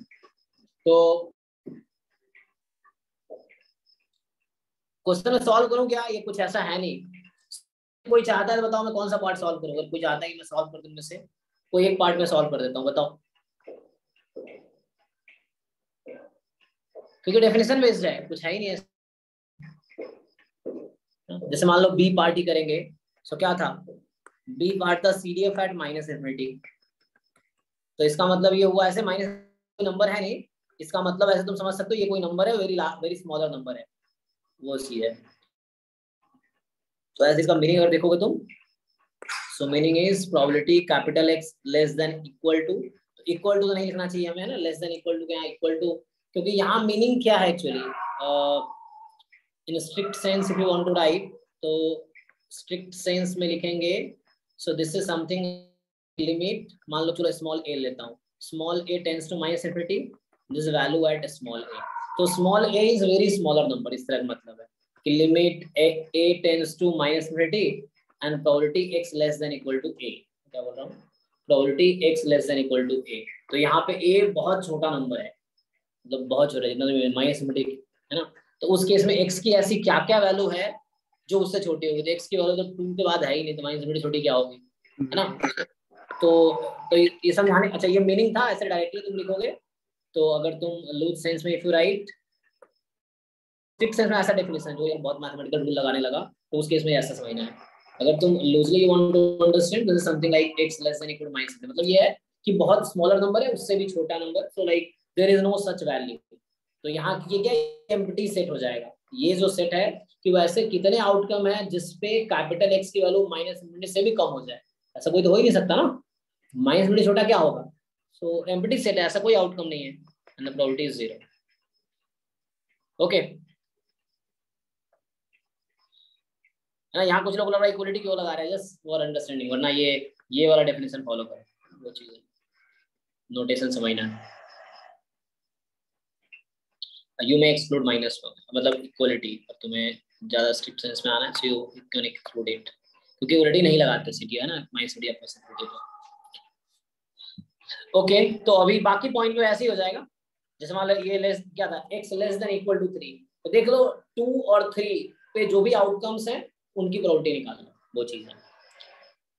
सो रैंडम वेरिएबल हमने डिस्कस किया। अभी हमने डिस्कस किया डेफिनेशन, इसका डेफिनेशन डिस्कस किया है CDF का। अभी मैं डिस्कस कर रहा हूँ डिस्ट्रीब्यूशन फंक्शन का। इसको रैंडम वेरिएबल से कोई लेना देना नहीं है। डिस्ट्रीब्यूशन फंक्शन इन जनरल, यहाँ कोई रैंडम वेरिएबल नहीं है, जस्ट हम डिफाइन करें कि व्हाट इज डिस्ट्रीब्यूशन फंक्शन। तो डिस्ट्रीब्यूशन फंक्शन का जो डेफिनेशन एक्चुअली कि a function f from R to R, ठीक है, सच दैट, वो CDF था, प्रोबेबिलिटी डिस्ट्रीब्यूशन फंक्शन। ओके, ये डिस्ट्रीब्यूशन फंक्शन लिख रहा हूँ, बाद में मैं प्रूफ कर दूंगा कि दोनों एक ही चीज है। मतलब प्रूफ क्या, मैं बता दूंगा कि हम प्रूफ भी कर सकते हैं ना एक दूसरे के, तुम इफ एंड ओनली इफ दिखा दोगे कि ये डेफिनेशन और वो डेफिनेशन इक्विवेलेंट है, तो लाइक ये इक्विवेलेंट है तो सेम है। तो CDF और डिस्ट्रीब्यूशन फंक्शन एक ही चीज है। तो अभी मैं डिफाइन अलग अलग कर रहा हूँ। इसको मैंने डिफाइन किया है कि probability capital X less than equal to small x, और अभी डिफाइन कर रहा हूँ डिस्ट्रीब्यूशन फंक्शन का एक्चुअल डेफिनेशन क्या है without including random variable. So function f from R, मतलब कैलकुलस में अगर कोई पूछ लेगा कि डिस्ट्रीब्यूशन फंक्शन क्या होता है, तो कैलकुलस वाला डेफिनेशन लिख रहा हूँ, ये कंडीशन होनी चाहिए। तो function f from R to R such that या लिख दो, address is called distribution function, ठीक है, डिस्ट्रीब्यूशन फंक्शन। राइटिंग समझ आ जाएगी ना, नहीं समझ आएगी तो पूछना। So distribution function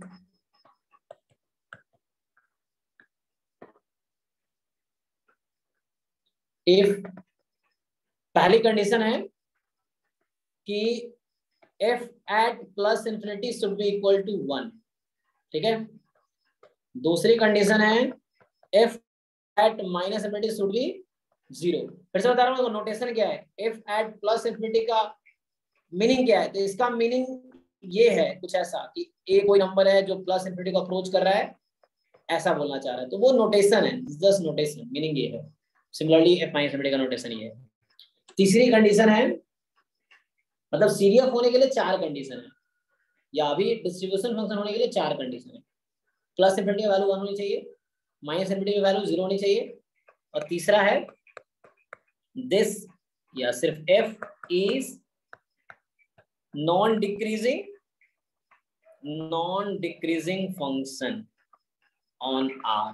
so non decreasing मतलब या तो कांस्टेंट फंक्शन या स्ट्रिक्टली इंक्रीजिंग फंक्शन, ठीक है। एंड है ना, जैसे बोलते हैं नॉन जीरो या non negative. So non negative का मतलब नेगेटिव ना हो तो या तो पॉजिटिव हो या जीरो हो, तो ये चीज यहाँ पे। नॉन डिक्रीजिंग, डिक्रीजिंग ना हो तो या तो कांस्टेंट फंक्शन हो या इंक्रीजिंग फंक्शन, स्ट्रिक्टली इंक्रीजिंग हो। एंड फोर्थ है f इज राइट कॉन्टिन्यूअस। तुम लोगों ने कॉन्टिन्यूअस वर्ड सुना होगा, ये राइट कॉन्टिन्यूअस थोड़ा सा उसको डेफिनेशन को रेस्ट्रिक्ट कर दिया।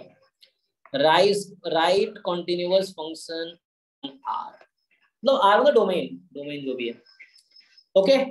सो कोई भी फंक्शन जो इस 4 कंडीशन को सेटिस्फाई कर रहा है उसको बोलेंगे हम डिस्ट्रीब्यूशन फंक्शन है। Do you agree? सर पिछली जो डेफिनेशन है उसमें हमने क्लोज इंटरवल 0 से 1 दिया है, इसमें 0 क्या से 1 रेंज लेंगे? रेंज, हाँ जी, हाँ कोई दिक्कत नहीं है, क्योंकि हमने ये कहा ना आपको कि ये कोडोमेन है, ठीक है ना, और इसका भी रेंज 0 से 1 में ही आएगा। ये कभी भी वैल्यू इसकी 1 के एक्सीड नहीं करेगी। ये तो कहना चाह रहा है इंफिनिटी पे 1 है, और तो मैंने यहाँ लिख दिया, वहां भी लिख दो, कोई दिक्कत नहीं। बोला दोनों सेम चीज है, यहाँ मैंने 0 to 1 लिखा है क्योंकि मैंने यहाँ रेंज को ही कोड में अज्यूम किया। If you are writing R to R no problem, but मतलब आपको पता है ना कि फंक्शन R to R में लिखते हैं, इसका मतलब ये नहीं है ना कि रेंज इसका R है, कोडो में R है ना।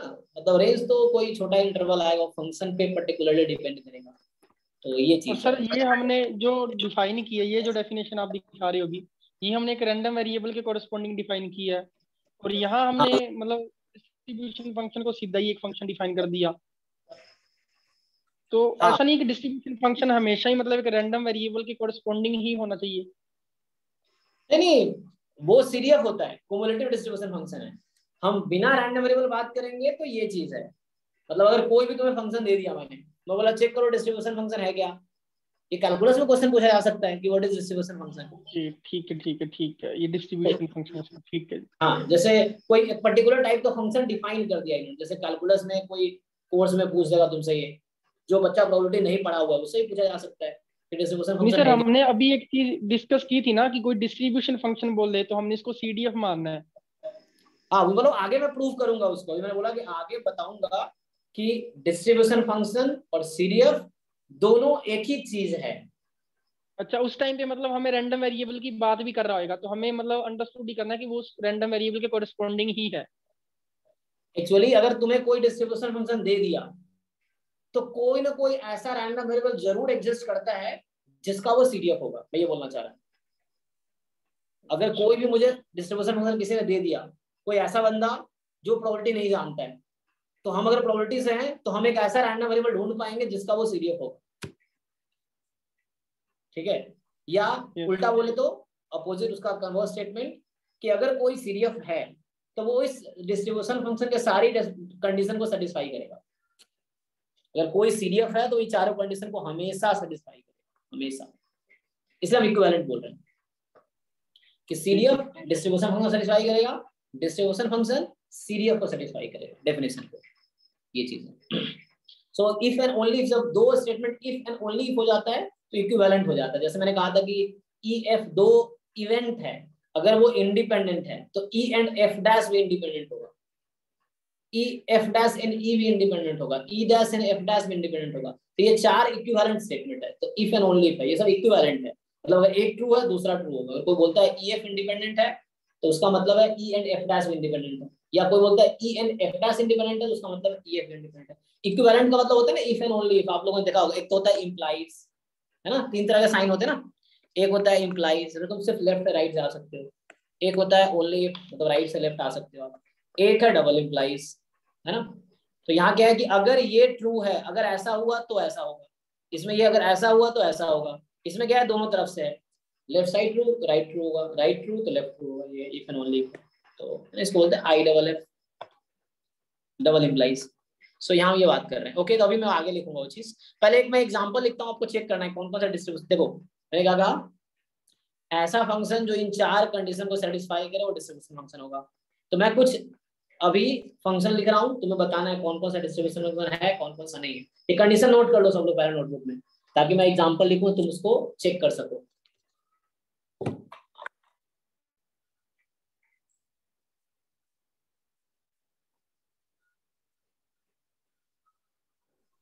सर राइट कंटिन्यूस का मतलब कि फंक्शन की वैल्यू राइट हैंड लिमिट के बराबर होगी, राइट हैंड साइड लिमिट के, बस इतना चेक करना है। यहाँ लेफ्ट हैंड लिमिट का कोई काम नहीं है राइट कंटिन्यूअस में, है ना। कॉन्टिन्यूअस फंक्शन जब हम पढ़ रहे थे, जब आप पढ़ते हो तो लेफ्ट हैंड लिमिट, फंक्शन की वैल्यू और राइट हैंड लिमिट तीनों सेम आना चाहिए।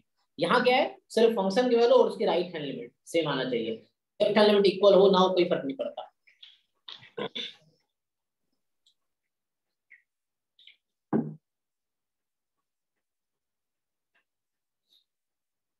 मतलब इन जनरल डिस्ट्रीब्यूशन फंक्शन जरूरी नहीं कंटिन्यूअस हो, है ना। लेफ्ट हैंड लिमिट कुछ भी हो कोई फर्क नहीं पड़ता। तो कंटिन्यूअस जरूरी नहीं हो, बट हाँ जरूरी है कि राइट कंटिन्यूअस पॉइंट पे, और उसके राइट हैंड लिमिट जब लेंगे तो उस पे इक्वल होना चाहिए हर रियल नंबर। चलो एग्जांपल्स लिखो, कुछ क्वेश्चंस लिखता हूँ, आप वेरीफाई करो कौन कौन सा सीरीएफ है। चलो यहाँ मैं लिखता हूँ पहला। तो क्वेश्चन ये है, which of the following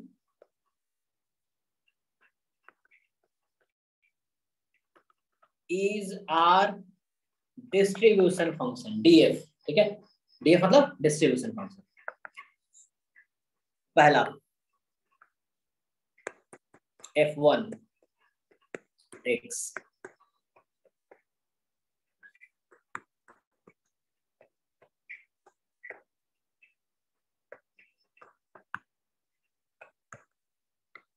दूसरा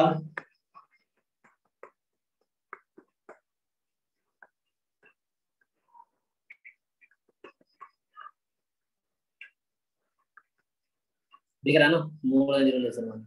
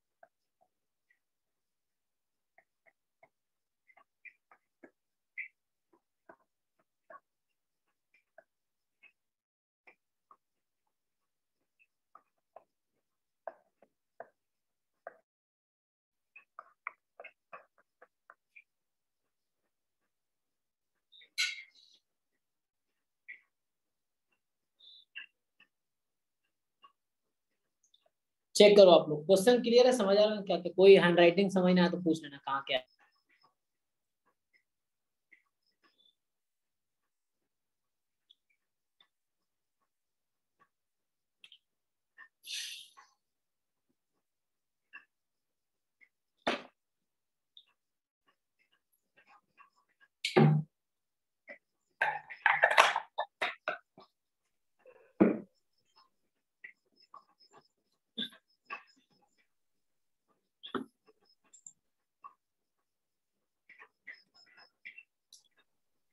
सारे डीएफ है sir. Okay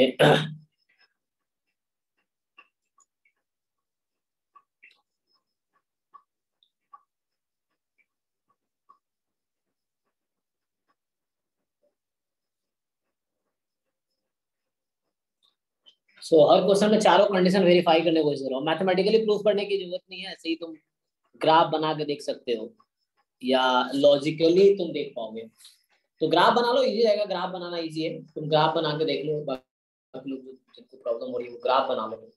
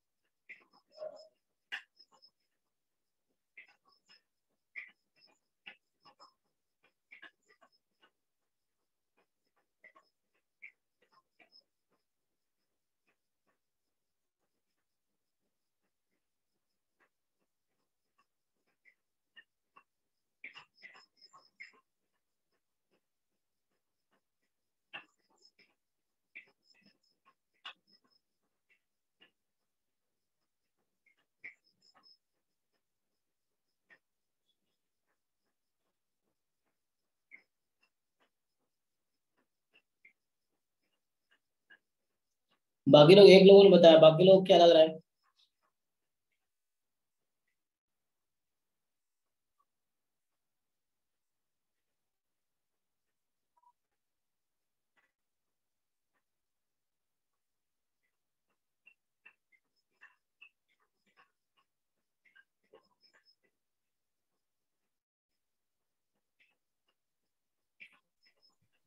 okay, first is distribution function या चेक इज आर है तो like more than one option is correct. तो जो भी जिनका आ रहा है और कोई नहीं है तो क्यों नहीं, ये बताओ।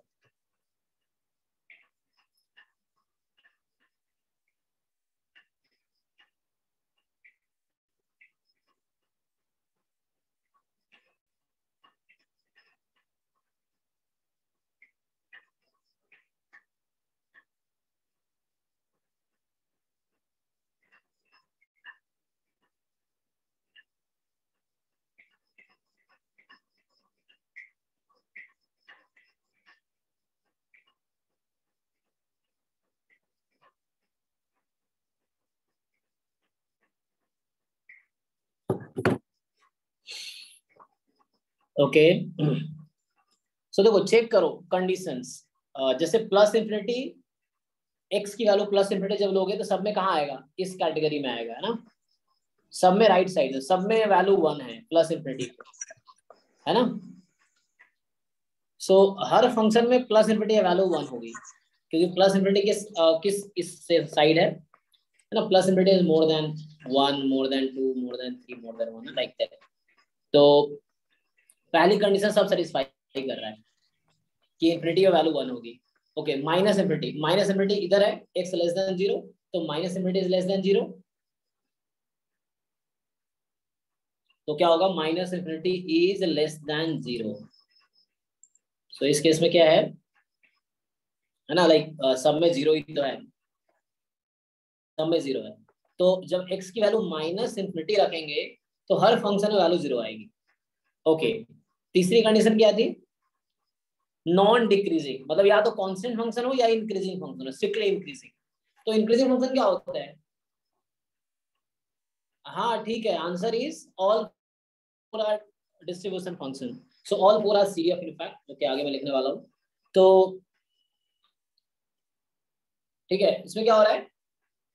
जब लेफ्ट टू राइट जाओ, लेफ्ट मतलब x की वैल्यू जब जब इंक्रीज हो रही है तो y की वैल्यू भी इंक्रीज हो रही है, तो फंक्शन इंक्रीजिंग होता है। कांस्टेंट भी है तो भी चलेगा, डिक्रीजिंग नहीं होना चाहिए ना, ये नॉन डिक्रीजिंग है, तो फंक्शन डिक्रीजिंग नहीं होनी चाहिए। सो लाइक x जैसे से बढ़ेगी, देखो यहाँ 0 था, आगे 1/4 हुआ, आगे हो गया, पहले 0 है, फिर 1/4 है, फिर 1 हो गया। समझ रहे हो? जब लेफ्ट टू राइट जाओगे तो 0 1/4 1 इस तरह से। इसमें भी ऐसा ही है, 0 1/4 3/4 1, 0 फिर 1/4 3/4 फिर 1। मैं ग्राफ बनाऊंगा अभी, जस्ट मैं उर्दू समझा रहा हूँ। इसमें क्या है? 0 है, फिर x/3 है, तो 0 से पहले x/3 ग्राफ ऐसा होगा, है ना, इस तरह से कुछ, फिर बाद में 1 हो जाएगा। तो ये भी डिक्रीज कोई नहीं कर रहा है, तो देखोगे तो इनमें से कोई भी डिक्रीजिंग नहीं है। जब x की वैल्यू बढ़ रही है तो फंक्शन भी ऊपर की तरफ जा रही है। कांस्टेंट इज ओके क्योंकि नॉन डिक्रीजिंग लिखा है। एंड फिर यहाँ भी ऐसे ही 0 है पहले, फिर x/4 का भी ग्राफ ऐसे होगा, ये वाला इस तरह से, एंड देन है ना, अगर वीडियो तुम्हें दिख रहा है तो मैं बता रहा हूँ, एंड देन 1 तक जा रहा है सब। एंड नेक्स्ट क्या था, राइट कॉन्टिन्यूअस। राइट कॉन्टिन्यूअस का मतलब है उस पॉइंट पे और उसके राइट हैंड पॉइंट पे। तो मेनली हम कॉन्टिन्यूटी कहाँ चेक करते हैं किसी फंक्शन का, टर्निंग पॉइंट। जैसे टर्निंग पॉइंट यहाँ 0 है 1 है, इसमें 0 1 2 दोनों है ना, ये 0 इसमें 3 है, इसमें 0 1 टर्निंग पॉइंट है। तो टर्निंग पॉइंट पे चेक करते हैं मेनली, बाकी पॉइंट पे कॉन्टिन्यूअस ही होगा। सो कॉन्टिन्यूअस है तो राइट कॉन्टिन्यूअस ऑब्वियसली होगा, कॉन्टिन्यूअस अगर है तो राइट कॉन्टिन्यूअस होना ही है। तो हमें उन पॉइंट पे चेक करना है जहाँ पे फंक्शन वैल्यू चेंज कर रही है। फॉर एग्जांपल पहले वाले में देखेंगे तो इसमें देखो 0 पे, तो 0 पे वैल्यू इक्वल है, और 0 की राइट हैंड लिमिट लोगे, स्लाइटली राइट में भी जाओगे तो भी यही वैल्यू रहेगी। 1 पे आ जाओ तो 1 पे इक्वल है तो वैल्यू 1 है, और 1 के स्लाइटली राइट साइड जाओगे तो भी 1 ही रहेगी। तो हर केस में यही किया मैंने, है ना, मैंने इक्वलिटी उसी साइड ली है। अगर दूसरे साइड लेते तो प्रॉब्लम होती है ना। जैसे मैं अगर एक और एग्जांपल लिख दूं आपके पास, जैसे मान लीजिए f(x) ऑफ x, अगर मैं लिखता हूँ 0 when x is less than 0, and जैसे मैं लिखता हूँ 1/2 प्लस x/2, मैंने यहाँ x less than equal to 0 लिख दिया, यहाँ x लिख दिया मैंने मोर देन 0 लेस देन 1, और यहाँ 1 x more than equal to 1। अब ये CDF होगा क्या? नो सर, तो ये कहाँ फेल कर रहा है? डिसकंटीन्यूअस है सही है। 0 तो 0 पे राइट कॉन्टिन्यूअस नहीं है ये फंक्शन जो है, this is not right continuous at x बराबर 0। क्योंकि 0 पे एग्जैक्ट वैल्यू जो है 0 की इक्वलिटी यहाँ लगी 0 है, एंड 0 की जो राइट हैंड लिमिट है 0 प्लस 0 की जो राइट हैंड लिमिट है, तो 0 की राइट हैंड लिमिट इधर आएगी ना, मोर देन 0, इस पे वैल्यू आएगी 1/2, तो इक्वल नहीं है। Right hand limit at 0 and value at 0 both are not equal, this is not right continuous, है ना, क्योंकि f 0 plus this is different than f strict 0, ऊपर प्लस लिखा हुआ है तब 0 का राइट हैंड लिमिट, सो इसलिए राइट कॉन्टिन्यूअस नहीं है। ओके, तो ये फंक्शन, बाकी मैंने ऐसे ही बनाए, 4 ऐसे ही बनाए हैं कि वो सीरियफ हो, तो चारों सीरियफ है। अगर ग्राफ बना के दिखाता हूं मैं सबका, तो पहले का ग्राफ बना लेते हैं। सो पहले वाला क्या था, लेस देन, है ना, फर्स्ट का ग्राफ बनाता हूं यहाँ पे। सो देखो, तो इसमें क्या था पहला वाला कि f1x मैंने लिया था कि 0 when x less than 0 and 1/4 more than equal to 0 less than 1 and 1 when more than equal to 1, right, ये था पहला वाला। सो इसका ग्राफ यहाँ बनाओगे, देखो इधर ग्राफ बनाता हूँ मैं। So when you make the graph, तो चलो कलर ये ले लेते हैं। सो 0 यहाँ पे है और 1 यहाँ पे ले लो। सो लेस देन 0 पे ये है तुम्हारा ग्राफ बना रहा हूँ, ठीक है। सो ये हो गया, यहाँ पे एक्सक्लूडेड है, x 0 से 1 में जब है तो 1/4 है, तो मान लो 1/4 यहाँ पे है, तो 1/4 यहाँ पॉइंट इंक्लूड कर रहा है ना, यहाँ पे एक्सक्लूड कर रहा है, like you will say here is value excluded. So इस तरह से, ठीक है, तो यहाँ पे और यहाँ से क्या आता 1/4 है, ठीक है। एंड इसको आगे बढ़ा लो, यहाँ मान लो जैसे 1/2 1 ले लो यहाँ पे। सो यहाँ पे बड़ा है, हाँ, और जब 1 से ज्यादा है तो आपकी वैल्यू 1 हो गई, तो यहाँ से। सो आप क्या देख रहे हो कि जैसे लेफ्ट टू राइट जा रहे हैं ना, तो फंक्शन क्या हो रही है, पहले 0 थी, फिर 1/4 है, फिर 1 है, तो ये नॉन डिक्रीजिंग है, क्योंकि इस पार्ट में यहाँ कॉन्टिन्यूअस है, इस पार्ट में यहाँ कॉन्टिन्यूअस है, यहाँ कॉन्टिन्यूअस है, बट ओवरऑल रेंज पे देखोगे पूरे आर पे तो फंक्शन नॉन डिक्रीजिंग है, या तो कांस्टेंट है या इंक्रीज कर रहा है। ओके, ये चीज है, मैथमेटिकली भी कर सकते हो, बट तुम्हें एग्जाम में टाइम नहीं होगा, तुम्हें ग्राफ बनाना है और चेक कर लेना है, यहाँ से देख के पता चल जाएगा, कुछ क्वेश्चन प्रैक्टिस कर लोगे तो ये पहला ये हो गया। ओके, दूसरे अगर आप बनाते हैं, जो डाउट है 4 कंडीशन आना चेक कर लेते हैं। देखो तुमसे पूछा जाएगा कि what is f at plus infinity, so plus infinity तो बहुत आगे जाके मिलेगा, तो ये ग्राफ है, तो 1 हो गई। What is f at minus infinity, minus infinity तो इधर होगा ना, सो उधर तो वैल्यू 0 के करस्पॉन्डिंग है, 0 है वैल्यू, तो 0 है। राइट कॉन्टिन्यूअस है, तो हर पॉइंट पे और उसके राइट हैंड लिमिट, हर पॉइंट पे और उसकी राइट हैंड लिमिट सेम है ना, पॉइंट पे और उसकी राइट हैंड लिमिट हर पॉइंट पे सेम है, राइट कॉन्टिन्यूअस है। ये तुम्हें देख के ही समझना है, प्रूफ के पीछे मत भागो।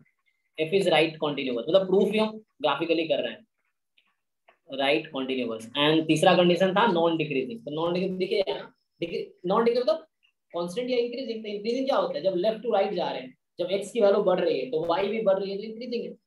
सो है ना, पहला, दूसरा, तीसरा एंड फोर्थ कंडीशन था f इज नॉन डिक्रीजिंग। ठीक है, तो इस तरीके से है। दूसरा वाला ग्राफ बनाएंगे, तो डायरेक्टली ग्राफ बना देता हूं मैं instead of writing again. Second में क्या क्या था, 0, 1/4, 3/4, 1। ओके, तो देखो यहाँ 0 है, यहाँ 1 है, यहाँ 2 है। सो लेस देन 0 पे ग्राफ है 0, 0 से 1 के बीच था 1/4, 1 से 2 के बीच है 3/4, 2 के बाद है 1। ठीक है, तो ऐसा है यहाँ पे, ये पॉइंट 1/4 ले लो, ये 3/4 ले लो और ये 1 ले लो। ठीक है, तो लाइक ये है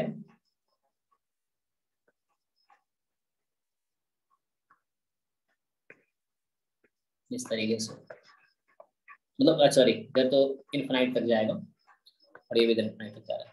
सो लाइक दिस। ठीक है, सो ये 1 2, किसी को देखो बनाना फिर से यही है, प्लस इनफिनिटी को 1 चारों सेटिस्फाई कर रहा है।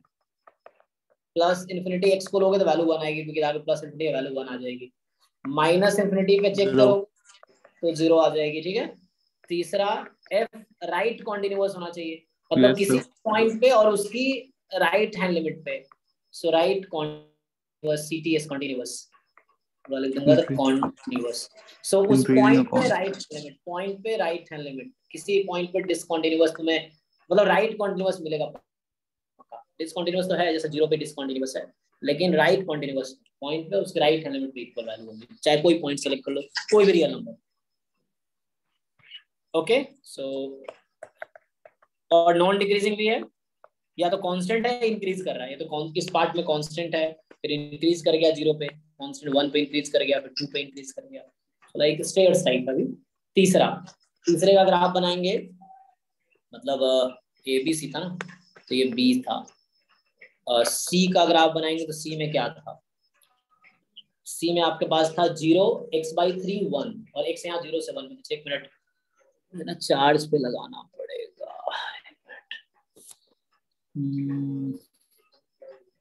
लैपटॉप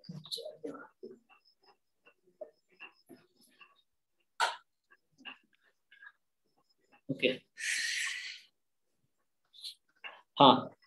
सो अभी क्या है,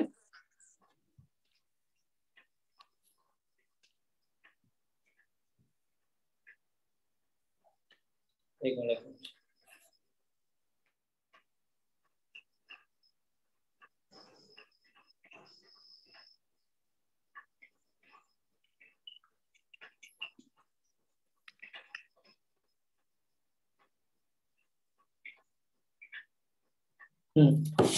ओके। तो तीसरा क्या था, 0 x/3 1। सो 0 x/3, तो देखो 0, फिर यहाँ मान लो 3 है और यहाँ आगे चलो। सो लेस देन 0 पे 0 है, और जब x की वैल्यू 0 से 3 में है तो वैल्यू 3 है, 0 पे 0 हो जाएगी, 3 पे 1 हो जाएगी। मतलब x/3 की वैल्यू, जब x की वैल्यू 3 है तो x/3 की वैल्यू 1 आएगी, ये बोल रहा हूँ। तो ये ग्राफ होगा, एंड 3 से आगे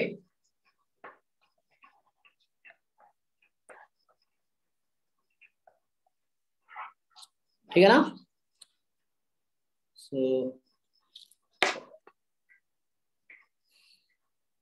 किसी को प्रॉब्लम आ रहा तो पूछना, मैं बस ग्राफ बना रहा हूं ताकि तुम ये डेफिनेशन जो था डिस्ट्रीब्यूशन फंक्शन का उससे रिलेट कर सको तुम ग्राफिकली। एंड नेक्स्ट, सो ठीक है ना। सो क्या हो रहा है, फंक्शन लेफ्ट टू राइट जाके इंक्रीज हो रहे हैं, तो नॉन डिक्रीजिंग है, यहाँ कांस्टेंट है, इनफैक्ट ये कॉन्टिन्यूअस CDF है। तो तुम आगे पढ़ोगे कि लाइक कॉन्टिन्यूअस रैंडम वेरिएबल का CDF कॉन्टिन्यूअस होता है, तो ये देख के तुम बताओगे ओके ये रैंडम वेरिएबल कॉन्टिन्यूअस है। पीछे वाला देखो फंक्शन कॉन्टिन्यूअस नहीं था, तो ये रैंडम वेरिएबल कॉन्टिन्यूअस नहीं है जिसका CDF लिखा हुआ है ना, तो वो आगे पढ़ेंगे, ये डिस्क्रीट टाइप का होगा। तो इसे अभी आगे डेफिनेशन लिखूंगा तो उससे रिलेट करोगे। तो ये ठीक है, ये था x/3 का ग्राफ है, यहाँ 1 है और यहाँ 0 है, और ये मैं गलती से यहाँ 1 लिख दिया हूँ, ये 3 था। ठीक है, फाइन। फोर्थ बात तो क्या होगा, चेक करोगे डेफिनेशन, तो प्लस इनफिनिटी पे 1 है, माइनस इनफिनिटी पे वैल्यू 0 है, राइट कॉन्टिन्यूअस है, इनफैक्ट ये कॉन्टिन्यूअस है, राइट कॉन्टिन्यूअस होना ही है, ये फंक्शन कॉन्टिन्यूअस है तो राइट कॉन्टिन्यूअस तो होना ही है। So F is right continuous and अगला है एफ इज नॉन डिक्रीजिंग, कहीं पर डिक्रीज नहीं कर रहा। लाइक डिक्रीजिंग फंक्शन क्या होता है, जब x की वैल्यू बढ़े y की वैल्यू घट जाए तो डिक्रीजिंग है।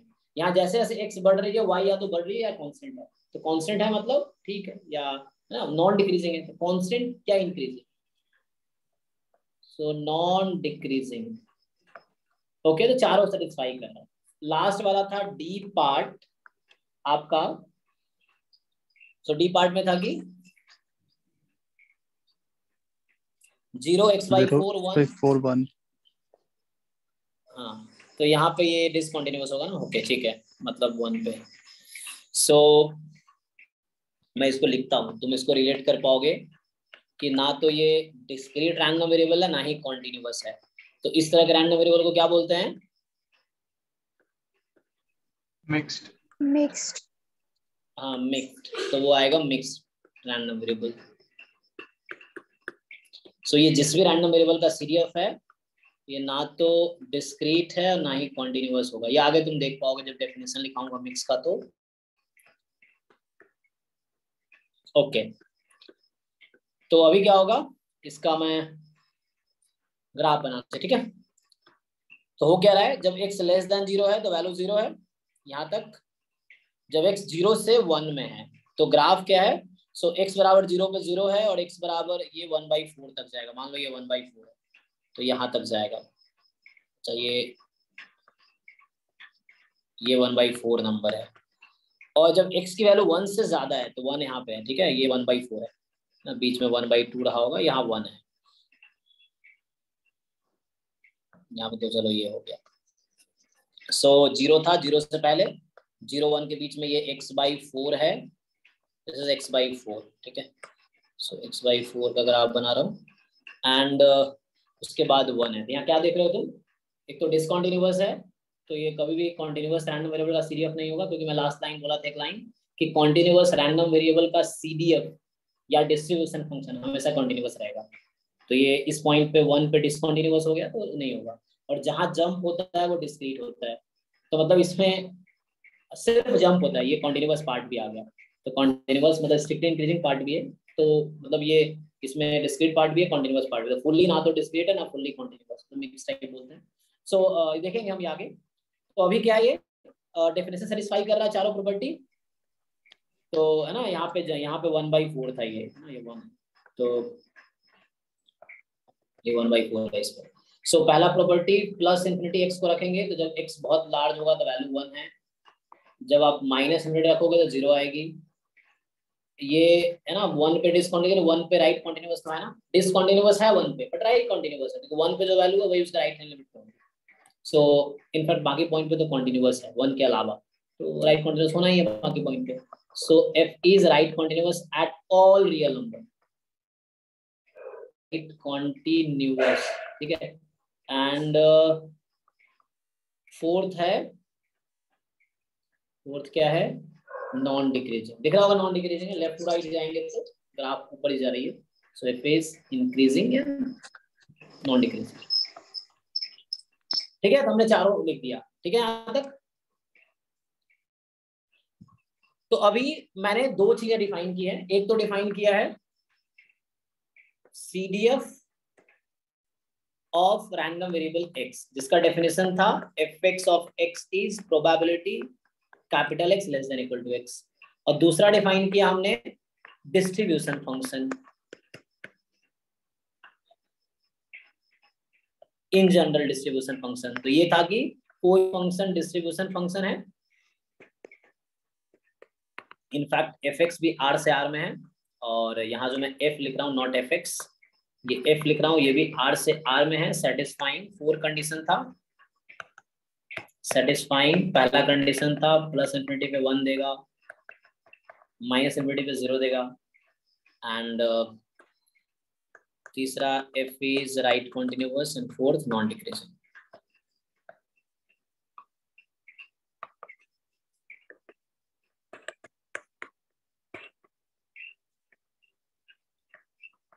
ओके, एंड तुम्हें क्या करना है अब, मैं बोलना चाहता हूँ कि this will satisfy all 4 condition. तुम्हें चेक करना पड़ेगा कि ये जो CDF है, ये CDF ये चारों कंडीशन सेटिस्फाई कर रहा है। तो सोचो स्मॉल x को मैं फिक्स कर देता हूँ +∞, तो क्या हो जाएगा, कैपिटल X लेस देन +∞, तो सारे x की पॉसिबल वैल्यू आ जाएगी कैपिटल X की, मतलब पूरा सैंपल स्पेस ही आ जाएगा। तो ये सैंपल स्पेस ही आ जाएगा, तो probability of sample space is 1, infinity पे 1 हो जाएगी। जब तुम स्मॉल x को फिक्स करोगे -∞, तो कैपिटल X लेस देन -∞, तो x की कोई वैल्यू नहीं आएगी, तो सैंपल स्पेस का कोई भी एलिमेंट नहीं आएगा इस इवेंट में, तो इसकी प्रोबेबिलिटी एम्प्टी सेट की प्रोबेबिलिटी 0 हो जाएगी। दूसरी स्लाइड हो गई। जैसे जैसे तुम स्मॉल x की वैल्यू बढ़ाते जाओगे वैसे ऐसे प्रोबेबिलिटी का आंसर बढ़ता जाएगा। तो बोलना क्या चाह रहा हूं मैं, नॉन डिक्रीजिंग है ना। हो सकता है कि उस बीच में मास ना हो तो सेम आंसर आ जाए, बट हमें घटेगा नहीं कि x की वैल्यू ज्यादा है, तो मतलब जैसे मान लो x लेस देन 1 और x लेस देन, तो x लेस देन 2 का आंसर ज्यादा ही होगा, ये या मिनिमम हो सकता है, तो बराबर हो सकता है ना। तो पॉइंट ये है कि लाइक स्मॉल x जब तुम बढ़ाओगे तो प्रोबेबिलिटी की वैल्यू बढ़ती चली जाएगी CDF की, तो ये नॉन डिक्रीजिंग है। और राइट कॉन्टिन्यूअस क्या है कि लाइक पॉइंट पे और उसकी right hand limit. So right hand limit क्या होती है, x प्लस एप्सिलॉन या x plus h where h tends to 0। So h is very tends to 0 है, तो x प्लस h से छोटा या x से छोटा हो सेम ही आउटकम आएगा। मतलब मैथमेटिकली मैं लिख सकता हूँ, बट मैं और भी समझाने की कोशिश कर रहा हूँ कि ये CDF जो है वो इन चारों कंडीशन को सेटिस्फाई करेगा। ओके, तो मैं बोलना क्या चाहता हूँ यहाँ पे, मेरा पॉइंट यहाँ पे क्या है, थ्योरम में लिखना चाहता हूँ कि both are equivalent. So theorem is कि एवरी, पहले बात तो ये है कि CDF of a random variable x satisfies definition of distribution function। क्या मैं बोलना चाह रहा हूं कि CDF भी डिस्ट्रीब्यूशन फंक्शन हो गया। इसका कन्वर्स हो जाएगा every distribution function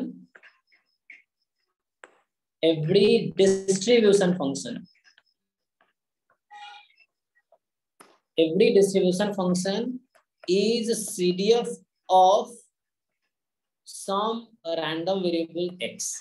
कन्वर्स बोल दिया कि हर डिस्ट्रीब्यूशन फंक्शन किसी ना किसी रैंडम वेरिएबल का CDF होगा।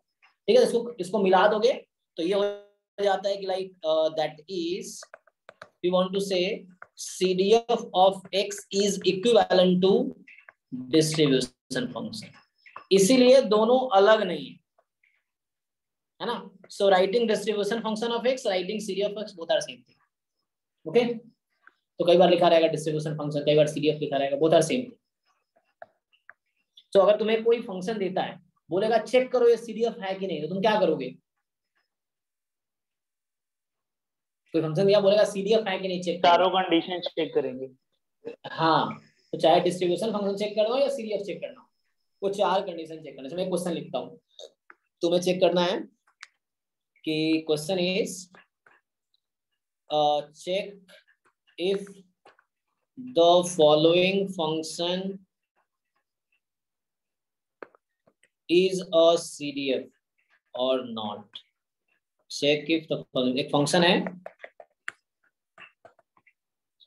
1 minus e की पावर -x है ना, when x more than equal to 0 and 1, या मैं इसको थोड़ा ठीक से लिखता हूँ, 0 when x is less than 0, this when x more than, दो ही कंडीशन है। so let me write it clearly। ये बोलना चाह रहा हूँ मैं कि 0 when x is less than 0 and 1 minus e की power -x when x is more than equal to 0। तो चेक करो ये CDF है कि नहीं है। आंसर दो ही ऑप्शन यहाँ पे है, यस और नो। ठीक है,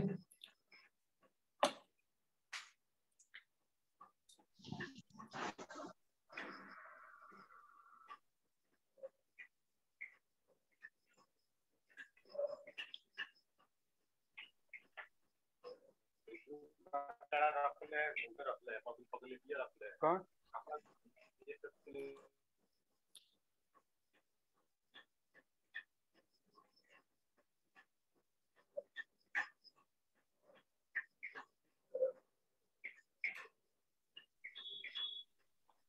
है सर। है ना? है sir.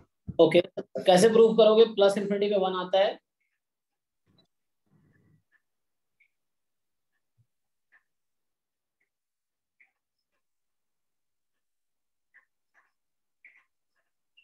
Sir e raise to minus infinity तो 0 हो जाएगा। हाँ right, so x tends to plus infinity ले लोगे तो e की पावर माइनस इन्फिनिटी 0 होता है, तो 1 माइनस 0 1 हो जाएगा, राइट? है ना?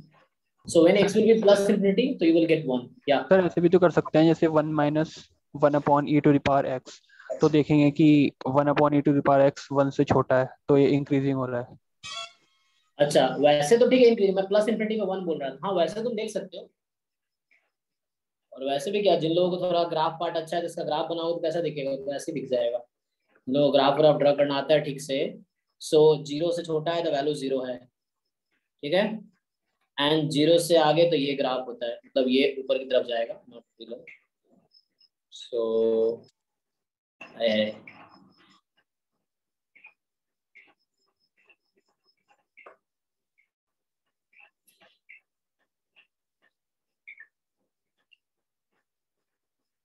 नहीं, इस तरह ग्राफ होगा, तो ये एट द एंड जब x इंफिनिटी होगी तो कहीं ना कहीं ये 1 को अप्रोच कर रहा होगा, जब x वेरी लार्ज है। इस तरह से ग्राफ आएगा इसका। सो ठीक है, एक तो देख लोगे माइनस इन्फिनिटी पे 0 है, प्लस इन्फिनिटी पे कहीं 1 की तरफ अप्रोच कर रहा है, और नॉन डिक्रीजिंग है, मतलब 0 से पहले कांस्टेंट था, उसके बाद स्ट्रिक्टली इंक्रीजिंग हो गया, एंड राइट कॉन्टिन्यूअस है, इनफैक्ट कॉन्टिन्यूअस है, तो ये रैंडम वेरिएबल कॉन्टिन्यूअस होगा, आगे पढ़ेंगे। यस सो ये ऐसे देख लोगे, या आप मैथमेटिकली तुम चेक करो, वो चीज है।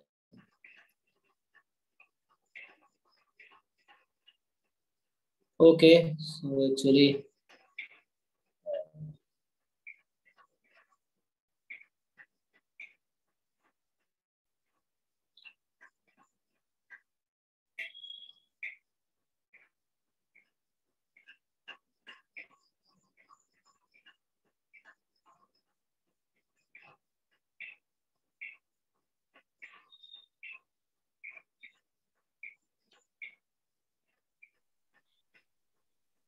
सर हम इसमें सीडीएफ की प्रॉपर्टी चेक कर रहे थे कि हम इसकी डिस्ट्रीब्यूशन फंक्शन की प्रॉपर्टी चेक कर रहे थे? दोनों सेम बात है, हमने यहाँ लिख दिया ना कि दोनों सेम है, इक्विवेलेंट है। तो सीडीएफ कैसे चेक करोगे? सीडीएफ चेक करने के लिए वही 4 कंडीशन चेक करना है जो डिस्ट्रीब्यूशन फंक्शन का है, क्योंकि सीडीएफ कुछ और नहीं, डिस्ट्रीब्यूशन फंक्शन ही है, तो वही 4 कंडीशन चेक करना है आपको सीडीएफ के लिए भी। ओके, तो एक मेल आया है, एक्चुअली हमारा एक वर्कशॉप है आईएसआई में 11 से 23 जुलाई को। ओके ठीक है, हाँ अभी तो चार्ज नहीं है, कितना टाइम हुआ है, तो टाइम भी हो गया है, तो ऐसा करते हैं, मतलब अभी हमने आज क्या डिस्कस किया? सो लाइक एक तो हमने आज डिस्कस किया रैंडम वेरिएबल क्या होता है, सीडीएफ क्या होता है, डिस्ट्रीब्यूशन फंक्शन क्या होता है, ऐसे दोनों सेम है ना, both are same thing, not different, ठीक है, ये डिस्कस किया। फिर नेक्स्ट क्लास में हम पहले डिस्कस करेंगे क्या type of random variable, like type of random variable, ये नेक्स्ट क्लास में करेंगे। नेक्स्ट क्लास लाइक हाँ 3-4 टाइप है, 3 टाइप है ना, discrete, continuous and mixed. So next okay, so discrete, continuous and mixed. Sir थोड़ा सा हिंट चाहिए था, वो प्रॉब्लम थी ना, 2 ही है वो। अच्छा, तुम कौन सा प्रॉब्लम पूछ रहे थे? हाँ बताओ, डाउट बताओ। ठीक है, जिन लोगों को जाना है तो जा सकते हो, पूरा डाउट देखते हैं, मैं तो चार्ज पे लगाऊं। हाँ बोलो। 20 नंबर क्वेश्चन और 22 क्वेश्चन ये प्रसन्ना साहू का है सर, पहली जो चैप्टर है उसकी।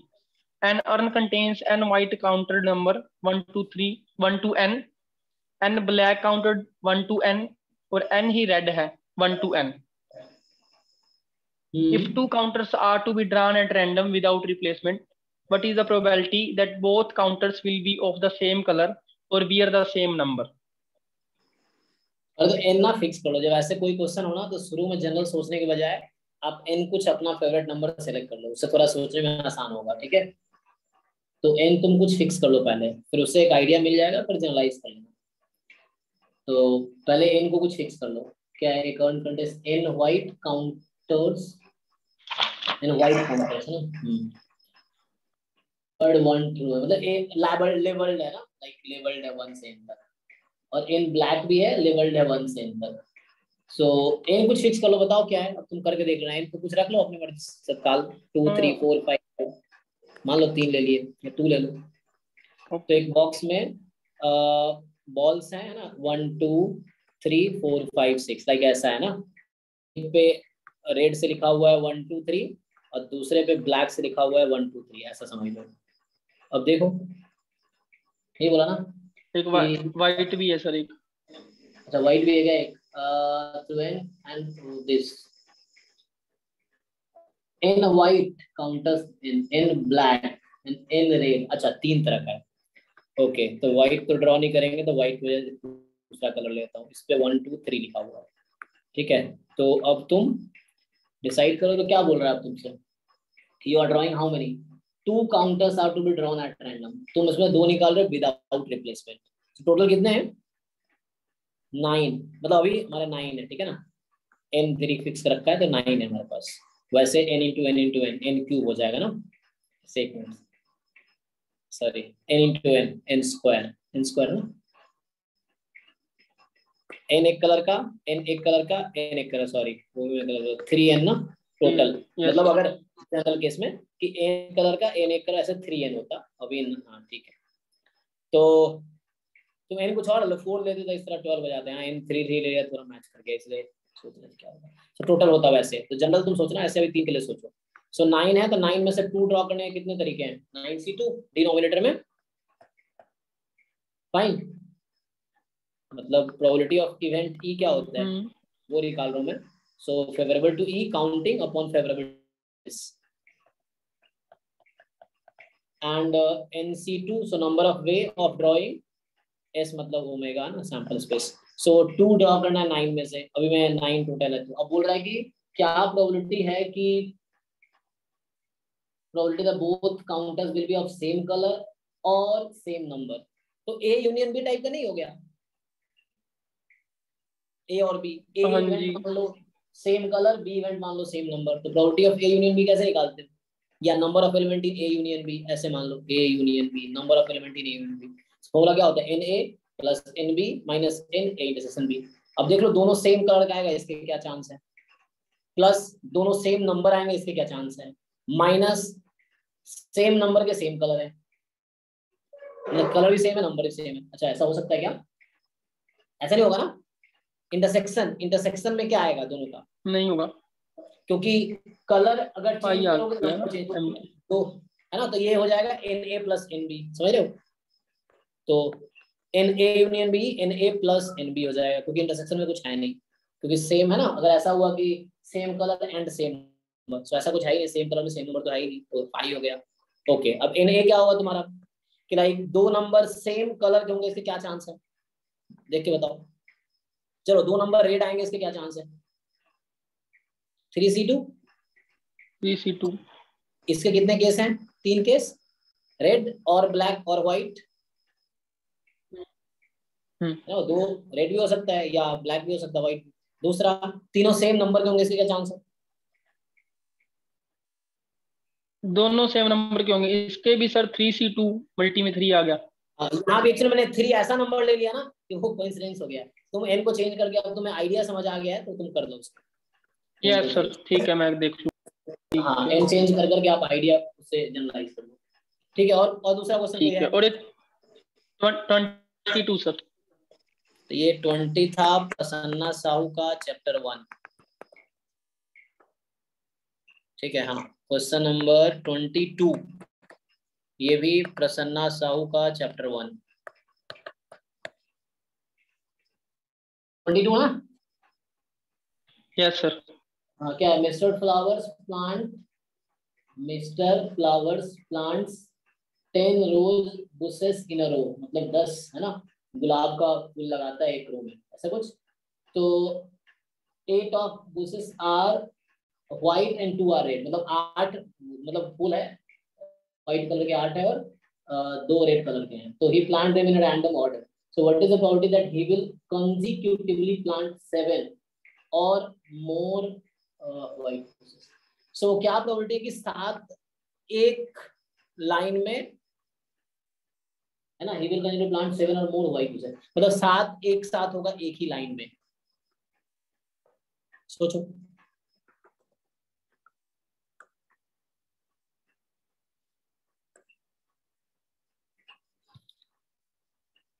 ऐसे। कोई नहीं, इसको तुम नेक्स्ट क्लास में, मेरे तुम्हें अगर स्क्रीन पर दिख रहा होगा मेरे आईपैड की बैटरी 2% बची है, ठीक है, तो ये अभी बंद हो जाएगा, तो फंसेगा तुम्हारा बीच में रुक जाएगा।